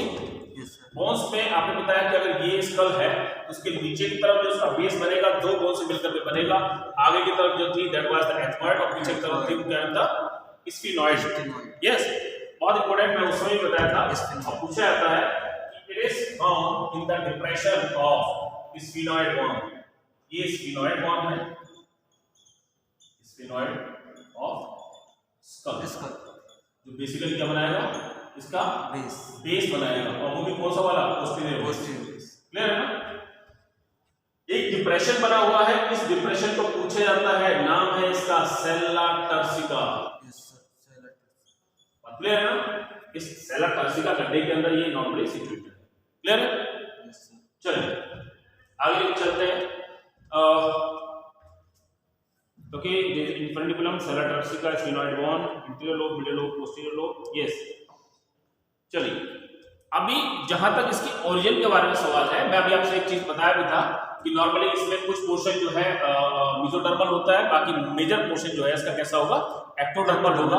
तो आप बात करेंगे यहाँ पर, it is ectodermal in origin. Clear है ना। Yes sir, may be ecto plus meso, ठीक है ना। क्या इसमें कंफ्यूज मत होइएगा, आपको बस सीधा सीधा आपसे इतना ही पूछा जाता है, ज्यादा कहानी नहीं चल रही इसके आगे, ठीक है ना। अच्छा, अब बेसिकली इसको हम लोग लेके चले, जैसा आपको दिखाई दे रहा डायग्राम में, इसको हमने दो पार्ट्स में डिवाइड कर दिया। आगे की तरफ आपने कहा it is the anterior lobe, yes, और पीछे की तरफ आपने नाम दिया इसको पोस्टीरियर लोब। पोस्टीरियर लोब, आप एक चीज देख रहे हैं कि जो पोस्टीरियर लोब है ये डायरेक्टली कनेक्टेड है हाइपोथैलेमस से। कुछ बुक्स में मतलब कुछ ओपिनियंस है डॉक्टर्स का कि इसको इस ग्लैंड का पार्ट मानते नहीं है, ये एंडोक्राइन ग्लैंड नहीं है, वो कहते हैं कि ये तो इसका एक सबऑर्डिनेट का काम कर रहा है। फॉर्मेशन यहाँ होगा, मतलब ये हुआ बाकी सभी ग्लैंड्स में हार्मोन वो खुद बनाती है, जबकि पिट्यूटरी का पोस्टीरियर लोब जो है ये हार्मोन्स नहीं बनाता, ये केवल यहाँ से लाएगा इसके अंदर रखेंगे टेम्पोरली, और फिर टेम्पोरली स्टोरेज, नॉट द, मैं बताया था आपको स्टोरेज नॉर्मली नहीं होती। फॉर्मेशन कहाँ होगा, हाइपोथैलेमस में होगा, and through the paraventricular nuclei जो है, ये जो स्ट्रक्चर्स है इनको एक नाम और देते हैं, they are called paraventricular nuclei, इनसे होकर कहाँ पोस्टीरियर लोब में कलेक्ट हो जाएंगे, ठीक है ना। अच्छा, बाकी एंटीरियर ग्लैंड जो है अपने हार्मोन्स खुद बनाती है, वो अलग बात है कि इसको रेगुलेट करने वाले फैक्टर्स यहाँ से रिलीज होते हैं जो इसके काम को कम या ज्यादा करेंगे। बात क्लियर है ना। ये तो खुद डायरेक्टली गवर्न हो रहा है, तो यहाँ पर रिलीजिंग फैक्टर्स नहीं होंगे। तो मैंने क्या बताया, यहाँ पर इनपुट होते हैं pituitary, anterior pituitary releasing factors, okay. खैर कितने होते हैं वो हम अलग से डिस्कस करेंगे, जितने हार्मोन्स हैं उन्हीं के बेस पर बनते हैं, शायद 9 बनकर चलते हैं, 5 हार्मोन्स है ना, तो कुल मिलाकर के 9 फैक्टर्स बनते हैं इसके, ठीक है ना, एक का डबल नहीं होते। बाकी सबके क्या है कि releasing factors and inhibiting factors, ठीक, छोड़ो उसको। तो यहाँ जो मेजर पॉइंट्स हम लोग बात कर रहे थे, एंटीरियर लोब जो है इसको फर्दर हम लोग इसको एक नाम और देते हैं, इट इज कॉल्ड एडिनोहाइपोफाइसिस। क्या बोलते हैं, एडिनोहाइपोफाइसिस। जबकि पीछे वाला जो है इसको नाम दे देते हैं, it is called neurohypophysis, yes. अब एडिनोहाइपोफाइसिस जो है इसको फर्दर हम वैसे 3 पार्ट्स में डिवाइड कर देते हैं, हालांकि बुक्स में नॉर्मली 2 पार्ट डिस्कस किए जाते हैं। इट इज पारस ट्यूबेरिलिस, दूसरा जो आएगा पारस मीडिया, एंड तीसरा जो होगा इट इज कॉल्ड पारस डिस्टालिस।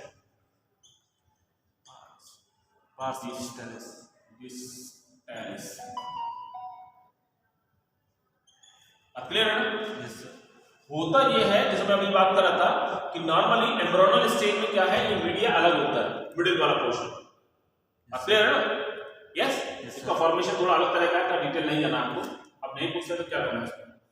बाद में लेटर एम्ब्रियोनल स्टेज में ये दोनों के दोनों पार्ट जुड़ जाते हैं, यस। मतलब जो लेटर स्टेज हुई, ट्राइमेस्टर कह सकते हैं आप लास्ट वाला, okay. In later phase of fetus development,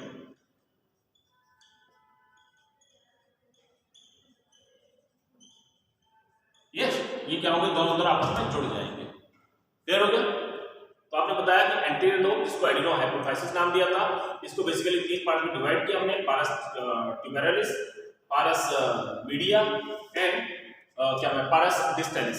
okay, अब जो पोस्टीरियर लोब है, अब ये समझ लेना मेजर डिस्टेंस से निकलते हैं, मेजर 5 हार्मोन्स निकलते हैं और एक मान लीजिए मीडिया से निकलता है, तो कुल मिलाकर के एंटीरियर लोब से कितने हो गए 6 हार्मोन्स। क्लियर?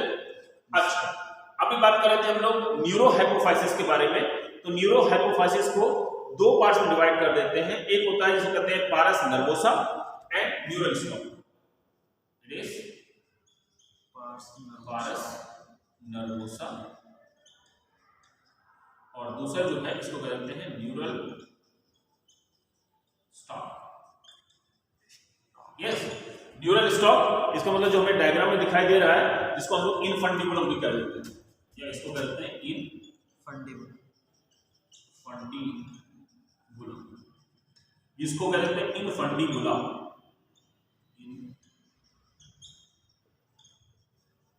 Okay, yes, इनफंडिबुला। तो इस तरह से इसके डिस्ट्रीब्यूशन हो गया।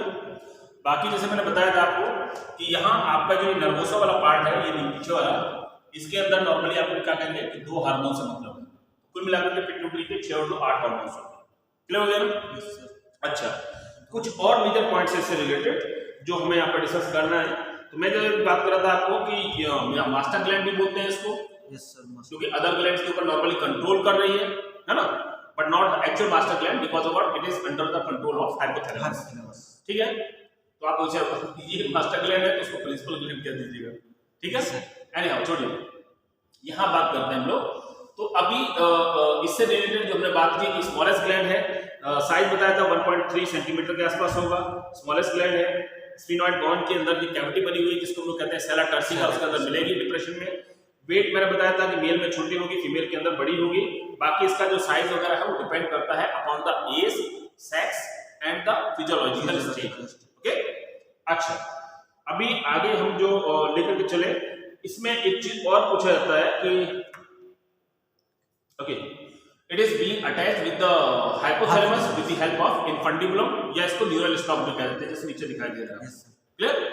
अच्छा, यहां पर एक क्वेश्चन आता है कि इसके अंदर जो ब्लड सप्लाई है, नोट करना चाहिए तो, the blood supply to the pituitary through the circles of Willis, through the blood supply through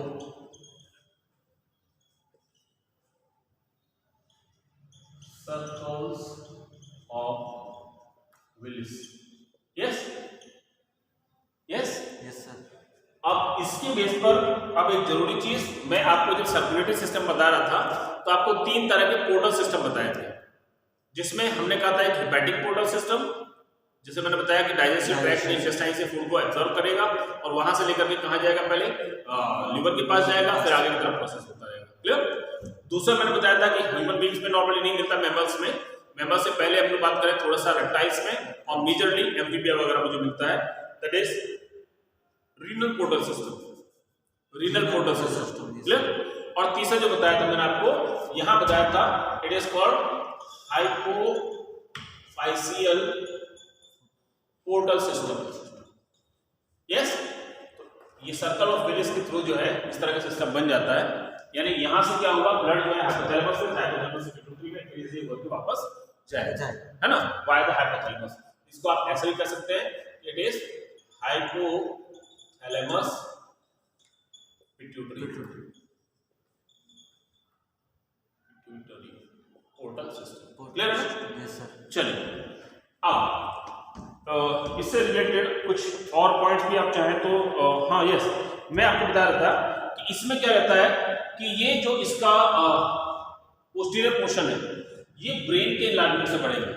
embryonal stage में यहाँ से पाउच बनती आएगी और इससे क्या न्यूरल स्टॉक आगे तरफ जाएगा और एक पोर्शन बन जाएगा, जबकि एंटीरियर पोर्शन जो है it develop from the outgrowing from the pharynx. अब जरा ध्यान रखिए, मैं जैसे बता रहा था, फेरिंक्स की आउटग्रोइंग बढ़ती हुई ऊपर तरफ जाएंगी एम्ब्रियोनल स्टेज में। अभी आपके यहाँ डिटेल में नहीं है, आपको केमिस्ट्री वाले करके वहां मिलेगा आपको सब चीजें, क्लियर, या फिर आपको मेडिकल साइंस में मिलेगा पढ़ने को। तो मैं आज बात कर रहा था कि एंटीरियर लोब जो है किससे बनेगा, फेरिंक्स से बनकर के चलेगा, क्लियर, और बाद में जाकर के दोनों जुड़ जाते हैं, फिर इसका कनेक्शन फेरिंक्स से कट जाता है। ठीक है, ओके। अब एक चीज और भी आती है, यहाँ थोड़ा सा दिमाग लगाइए, ये क्योंकि मेनली डायरेक्टली कांटेक्ट में कौन है, ये पोस्टीरियर पोर्शन, ये जो है ये पोर्शन एक्टोडर्मल प्योरली होगा और ये जो है कैसा होगा, मिक्स होगा। क्यों होगा, क्योंकि मेनली फेरिंक्स से है और ये किससे बनी, एंडोडर्म से बनी हुई है। क्लियर है ना, ठीक है। Yes sir. चलिए छोड़िए, तो मैंने बताया था कि इट हैविंग द, नोट करना चाहे तो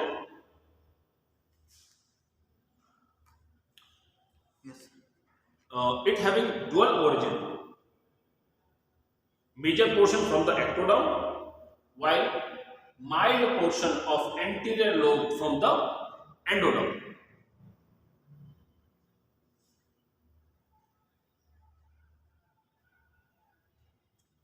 Yes, एक पॉइंट और नोट कर लें,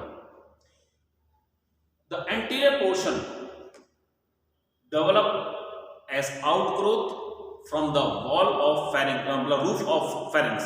सर मैंने बताया the anterior portion या anterior lobe of pituitary develop from the roof of pharynx as outgrowth, which is called as, पूछा जाता है, Rathke's pouch. It is called Rathke's pouch. Yes.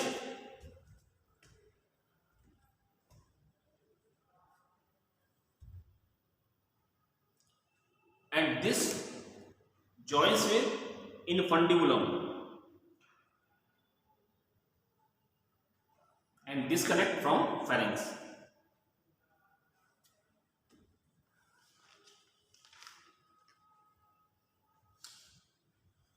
Okay, और बाकी आप ऐसे कलर में लेना चाहें तो आप हल्का सा लिख दीजिएगा, इट इज लाइट ब्लू, वो क्या, pinkish in colour, slightly pinkish in colour.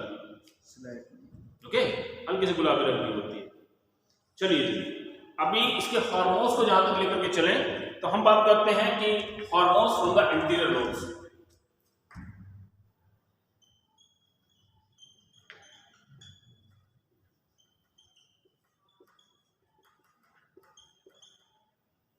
Yes, anterior lobe के जो हार्मोन्स हैं, पहले लेके चलिए, मैं बताया था बेसिकली आप याद रखिएगा, यहाँ से 5 हार्मोन्स नाम रखते हैं, ठीक है ना। एक आता है, इसमें हम लोग कहते हैं STH, या इसका नाम है सोमैटोट्रोपिक हार्मोन,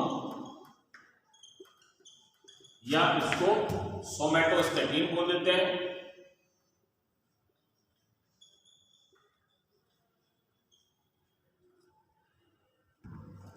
यस,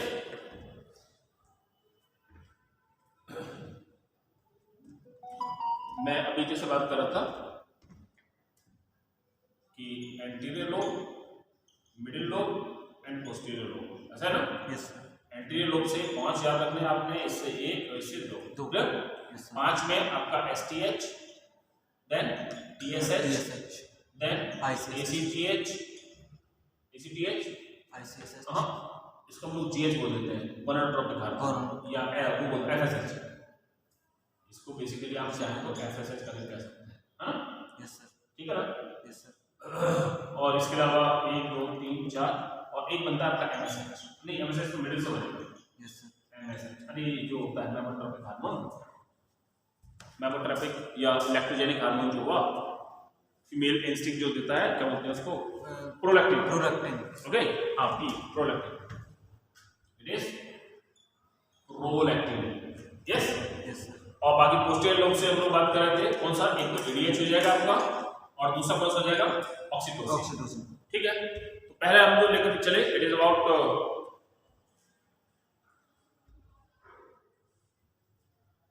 ओके। यस। अच्छा, तो पहला हार्मोन आपने लिया, इसको नाम दिया था आपने सोमैटोट्रोपिक हार्मोन, सोमैटोस्टैटिन, या इसको एक नाम और दे देते हैं हमने, it is called growth hormone, growth. Clear है। अब आप सही कर लो,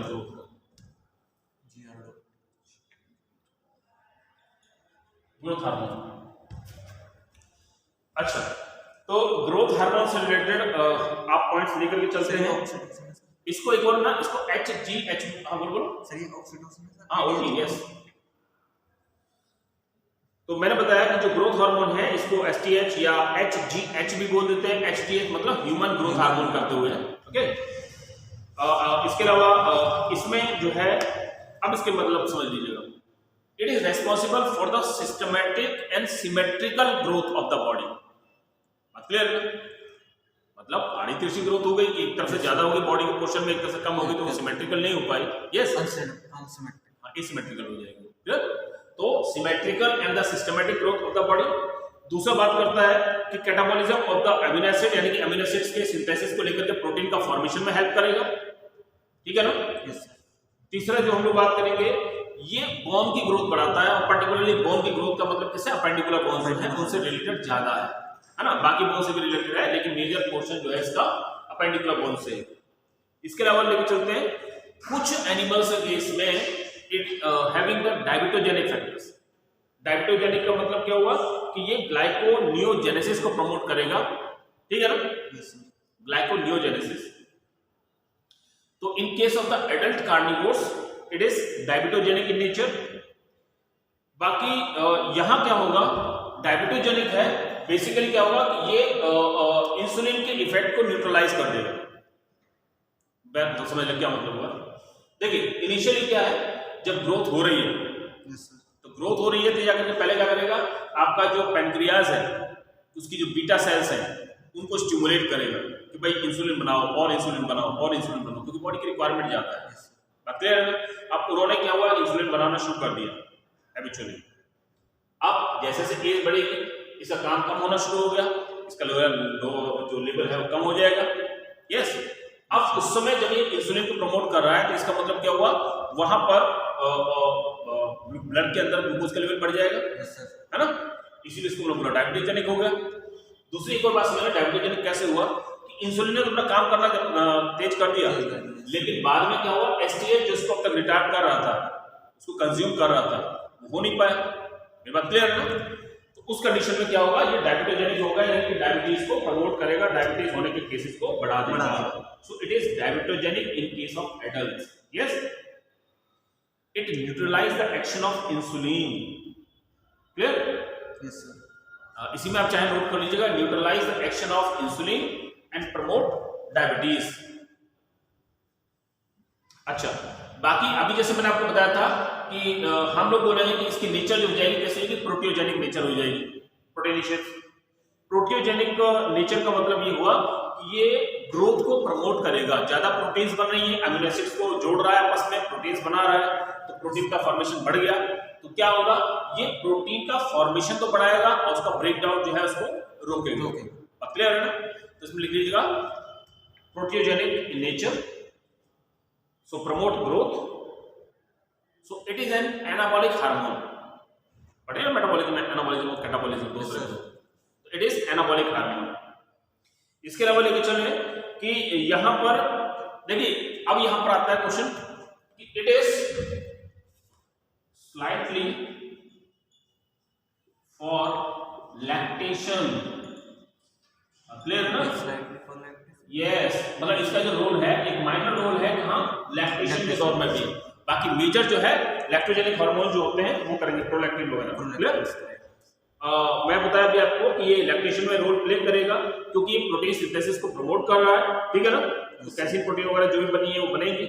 इसके बाद में मैंने बताया कि अब क्या क्या चीज को रोकेगा, एक तो प्रोटीन का डिग्रेडेशन को रोकेगा, ब्रेकडाउन को रोकेगा, दूसरा फैट्स के हाइड्रोलाइसिस को रोकेगा, और तीसरी बात करते हैं कि ब्लड के अंदर जो ग्लूकोज है उसका एटीपी फॉर्मेशन का जो प्रोसेस है, मतलब उसको नॉर्मली यूज ना किया जाए, उसमें भी क्या करेगा, ये रिटार्ड करके चलेगा। तीन प्रोसेसेस को क्या करेगा, ये चेक करेगा। क्लियर है ना? अब इससे रिलेटेड आते हैं इसके सीक्रेशन के रिलेटेड। सीक्रेशन में हम लोग बात करेंगे भाई कम है तो इसको बोल देते हैं हम लोग हाइपोसीक्रेशन। यस, और दूसरा आता है हाइपरसीक्रेशन। अब कुछ तो कॉमन डिजीज है, हमें इन्हें दो कैटेगरी में बांट लेता है, इन केस ऑफ प्री प्यूबर्टी यानी इन केस ऑफ चिल्ड्रन, बच्चों में, और दूसरा कहां बात करेंगे हम लोग, इन केस ऑफ एडल्ट। यहां पर बच्चों के केस में जैसे मैं बता रहा था, इट प्रमोट द ड्वार्फिज्म, बोनापन। यस, बेसिकली तो सर्कस के मिडजेट्स होते हैं बोने, वो नॉर्मली इसी की डिफिशियंसी से होंगे। मतलब ये हुआ कि उनकी फिजिकल ग्रोथ थोड़ी सी रिटार्ड हो गई, but mental growth and the the sexual growth complete होगी। Yes, yes sir. तो मैंने बताया कि इसके अर्ली एज में इसके कम सिक्रीशन से ड्वार्फिज्म हो जाएगा, और ड्वार्फिज्म को एक नाम और देते हैं, पढ़ते हैं ना, नैनो, नैनो माने छोटा सा, नैनोइज्म। क्लियर है? It is called nanoism. अच्छा, बाकी मैंने बताया कि ये जो मिडजेट्स बन गए, या इसमें एक नाम और लिख चलते हैं, इटेलियोसिस। Yes sir. ठीक है, एक और जो नाम है इसके लिए, it is the ateliosis, and ateliosis simply means pre-puberty stoppage of the growth of the long bones, यानी प्यूबर्टी से पहले चिल्ड्रन जब तक तो है तब प्यूबर्टी नॉर्मली स्टार्ट नहीं हुई। बस क्लियर है ना? नॉर्मली हम लोग लेके चल रहे हैं, हालांकि से थोड़ा सा आगे तक भी रहेगा। तो कहने का मतलब ये हुआ कि चिल्ड्रन के केस में यहाँ पर प्यूबर्टी हाइपोसिक्रीशन है। तो अब इन केस ऑफ द एडल्ट लेकर चलते हैं, एडल्ट के केस में अगर इसका सिक्रीशन कम होता है तो यहाँ पर आप नोट कीजिए, इट इज एक्रोमाइक्रिया, एक्रोमाइक्रिया, एक्रोमाइक्रिया, एक बार डिजीज को नाम याद रखिएगा, acromicria. Yes, it is a very rare disease in which shortening of the bones, particularly of head and faces, particularly for head and face, it also lead to loss of sexual functions.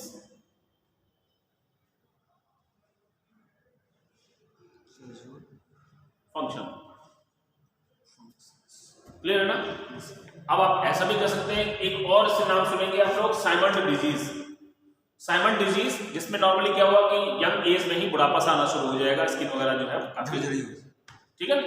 चलिए दूसरा लेकर चलते हैं इसके hyper secretion को लेकर के, और हाइपर सिक्रेशन पिट्यूटरी जो है, इट इज मतलब हाइपर सिक्रेशन जो होगा एसटीएच का, इट इज फटाफट लिख लें, hyper secretion it is due to the failure of pituitary, failure of pituitary. अब यहां पर वही कंडीशन, अगर हाइपर सिक्रीशन हो रहा है इन केस ऑफ बच्चों में और दूसरा इन केस ऑफ एडल्ट में, यस, तो बच्चों में अगर ज्यादा है तो आप जानते हैं it is called gigantism. Clear है? जियान मतलब साइज से नॉर्मल से, जो नॉर्मल उसकी जो रेस है उसका जो कहना चाहिए जो साइज है उससे थोड़ा सा ज्यादा हो जाएगा। पतले है ना, 6 से 8 जो भी आप कहिएगा फीट से ऊपर की लेंथ हो जाएगी। क्या? Yes sir. इस कंडीशन में और नोट कर लें, it leads to hyperglycaemia, glucose का लेवल बढ़ जाएगा। हाइपरग्लाइसीमिया। अच्छा, एक और कंडीशन बन जाती है, दूसरी डिजीज देखें इसमें, इट इज स्प्लैंक्लोमीगैली। स्प्लैंक्लोमीगैली मतलब विसरल ऑर्गन जो होते हैं, मिगैली, मिगैली मतलब बढ़ जाना। ओके, तो स्प्लैंक्लोमीगैली के केस में क्या होगा, लेकिन enlargement of the visceral organs like lungs, liver,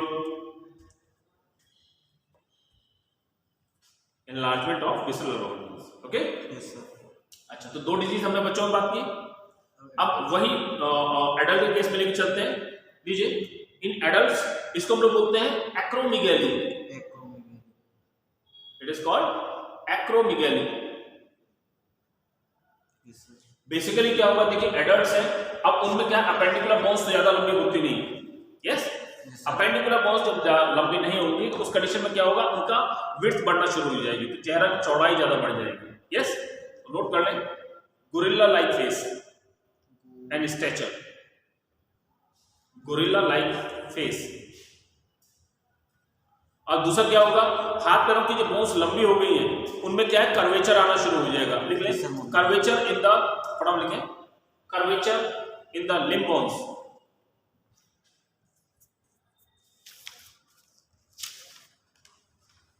yes, इसके अलावा यहां पर डेवलप हो सकता है, लिखें समटाइम्स कंफोसिस, कुबड़ निकलना, हम बन जाएगा, KYMPHOSIS, कंफोसिस।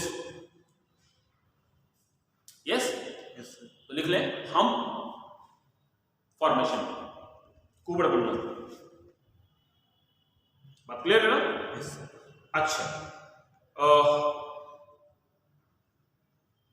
एक केस और लिख लीजिएगा। अगर देखिए hyposecretion in children continue to the adult, hyposecretion hypo कम, हाइपोसिक्रेशन, हाँ, इफ हाइपोसिक्रेशन,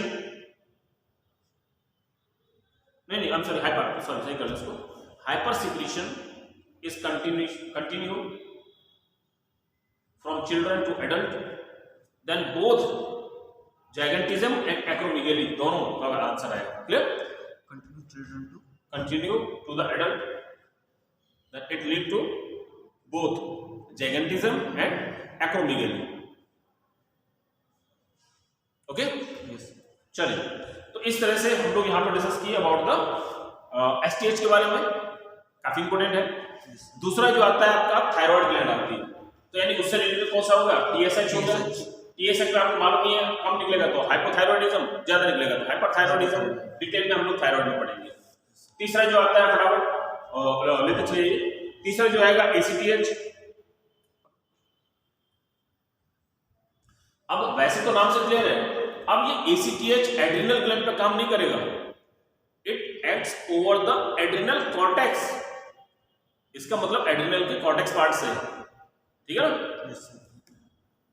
और specially on glucocorticoids, specially on glucocorticoid secretion. Yes, और इसकी हाइपर एक्टिविटी से डिजीज हो जाती है, लिखे hyper activity of ACTH cause Cushing disease. Okay, detail में हम लोग वही पढ़ेंगे, ठीक है? चलिए नेक्स्ट लीजिएगा FSH. FSH follicle stimulating hormone. अब एफएसएच जो है, एक चीज याद रखना, एफएसएच दोनों के केस में बात करेंगे हम लोग। अभी मैं बताया था नॉर्मली इसको हम लोग बोल देते हैं गोनेडोट्रोपिक हार्मोन जीटीएच। यस, इसके दो एग्जांपल हो गए, एक तो एफएसएच, फिर दूसरे में हम लोग बात करेंगे या तो आईसीएसएच होगा या क्या होगा? एलएच होगा। सीधी बात है, फीमेल एंट्री होगा, मेल एंट्री होगा, पता है ना? तो एफएसएच लीजिए, जीटीएच दो तरह का होगा, ठीक है? GTH is of two type as FSH. अब एफएसएच में नोट करें इन मेल। अच्छा, एक और चीज आप चाहे तो शॉर्ट में लिख लीजिएगा, एफएसएच का बेसिकली जो फंक्शन हुआ वो किससे हुआ? आप इसे गैमेटोजेनेसिस में हो गया सीधा, गैमेटोजेनेसिस लिख लें, for gametogenesis in male spermatogenesis, while in female oogenesis। oogenesis का मतलब क्या हुआ? अब देखिए फॉर्मेशन तो पहले हो चुका था, आप जब रिप्रोडक्शन पढ़ेंगे डिटेल में तो वहां पर बताएंगे कि फीमेल केस की कहानी आपसे अलग है बिल्कुल, बात क्लियर है ना? मेल के केस में तो स्टोरी स्टार्ट होती है प्यूबरिटी के बाद में, जबकि वहां पर एम्ब्रियो स्टेज से ही शुरू हो जाती है, ऐसे है ना? तो यहां हमने बात किया कि oogenesis specially formation of Graafian follicles, specially लिख लें, specially formation of Graafian follicle. तो यानी कि इसका एक मेजर रोल रहा कहां पर? मेंस्ट्रुअल साइकिल में भी रहा, ठीक है ना? अच्छा, दूसरा हम लोग बात कर रहे थे किसके बारे में? ये जो है कहां गया? आईसीएसएच एंड द एलएच के बारे में, क्लियर? तो आईसीएसएच जो हुआ ये किसमें हुआ? आईसीएसएच इंटरस्टिशियल सेल स्टिमुलेटिंग हार्मोन, ऐसा है ना? कहां होगा? मेल में होगा। तो सीधी सी बात है, ये मेल हार्मोन्स को प्रमोट करेगा। यस, तो नंबर 1 ये क्या करेगा? मेल हार्मोन यानी एंड्रोजन के फॉर्मेशन को प्रमोट करेगा, एंड्रोजन में भी स्पेशली टेस्टोस्टेरोन, क्लियर? अच्छा, दूसरा हम लोग यहां बात कर रहे थे कि ये जो एलएच है, LH in case of female, तो यहां पर क्या करेगा? ये ओव्यूलेशन को प्रमोट करेगा, पहली चीज। और ओव्यूलेशन हो गया तो क्या बन जाएगा? कार्पस लूटियम बन गया, सीएल प्रोजेस्टेरोन। तो कार्पस लूटियम बन गया तो क्या करेगा? प्रोगेस्टेरोन का फॉर्मेशन बनाएगा, क्लियर है ना? So it regulate the formation of progesterone by the formation of corpus luteum और ओव्यूलेशन, क्लियर है ना? चलिए, तो इसको जो है इनिशिएट करेगा। वहां पर आप एक ग्राफ पढ़ेंगे, बहुत इंपॉर्टेंट, आपका अक्सर क्वेश्चन आता है, अभी सीबीएसई के एग्जाम्स में भी आया था और बाकी नीट वगैरह में पूछते रहते हैं कि वो 4 हार्मोन्स का ग्राफ देकर भी चलेंगे कि किसका लेवल बढ़ रहा है, किसका घट रहा है, ठीक है ना? हाँ बिल्कुल, मेंस्ट्रुअल साइकिल, ठीक है? तो पर्टिकुलरली पूछता है, नाम बताएगा, ABCD मार्क कर देगा, पूछेगा कौन सा हार्मोन कौन सा वाला है, क्लियर, उसके पीक से मतलब होता है। एनी हाउ छोड़ो उसको। बाकी यहाँ मैं बात कर रहा था कि इन सबको मिलाकर के कलेक्टिवली हम लोग क्या कहते हैं, GTH बोल देते हैं, गोनेडोट्रोपिक हार्मोन्स कह देते हैं। क्लियर हो गया ना? अच्छा, अब आइएगा नेक्स्ट हार्मोन हम लेकर चलते हैं, जो भी आ गया ये होगा प्रोलैक्टिन। फटाफट,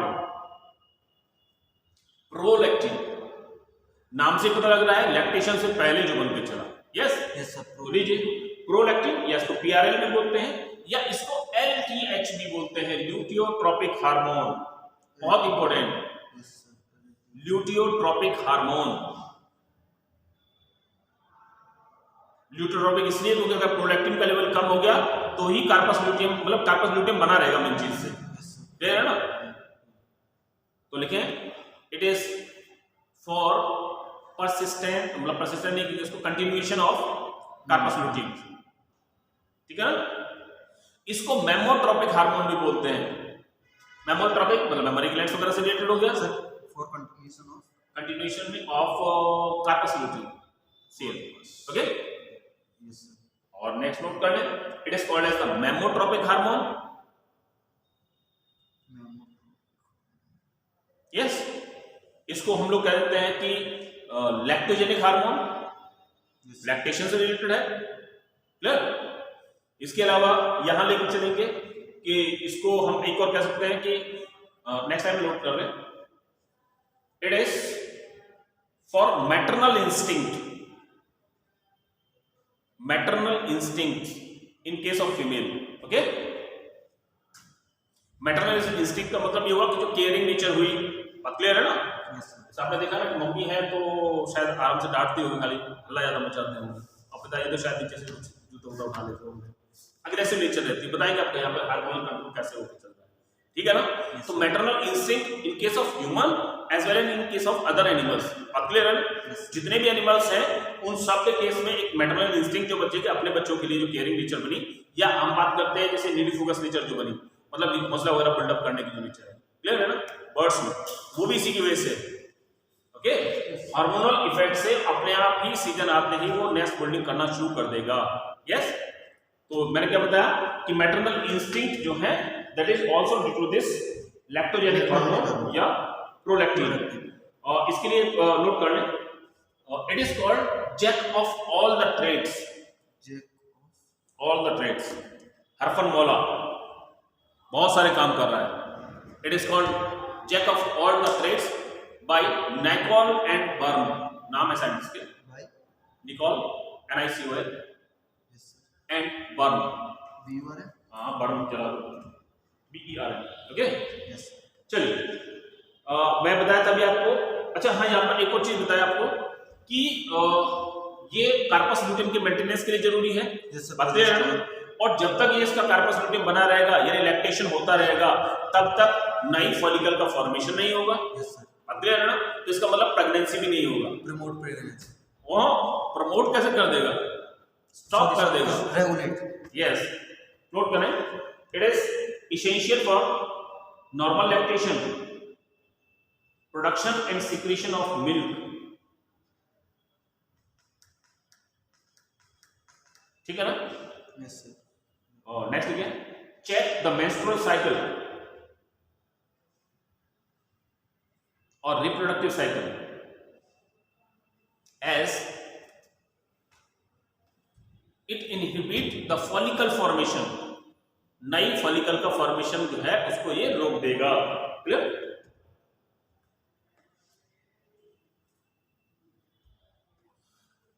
यस, अभी क्या है कि लिखें, in case of birds it also stimulate for the formation of milk. तो आपके बर्ड्स में मिल्क कहां से आएंगे? Called as pigeon milk from the crop glands,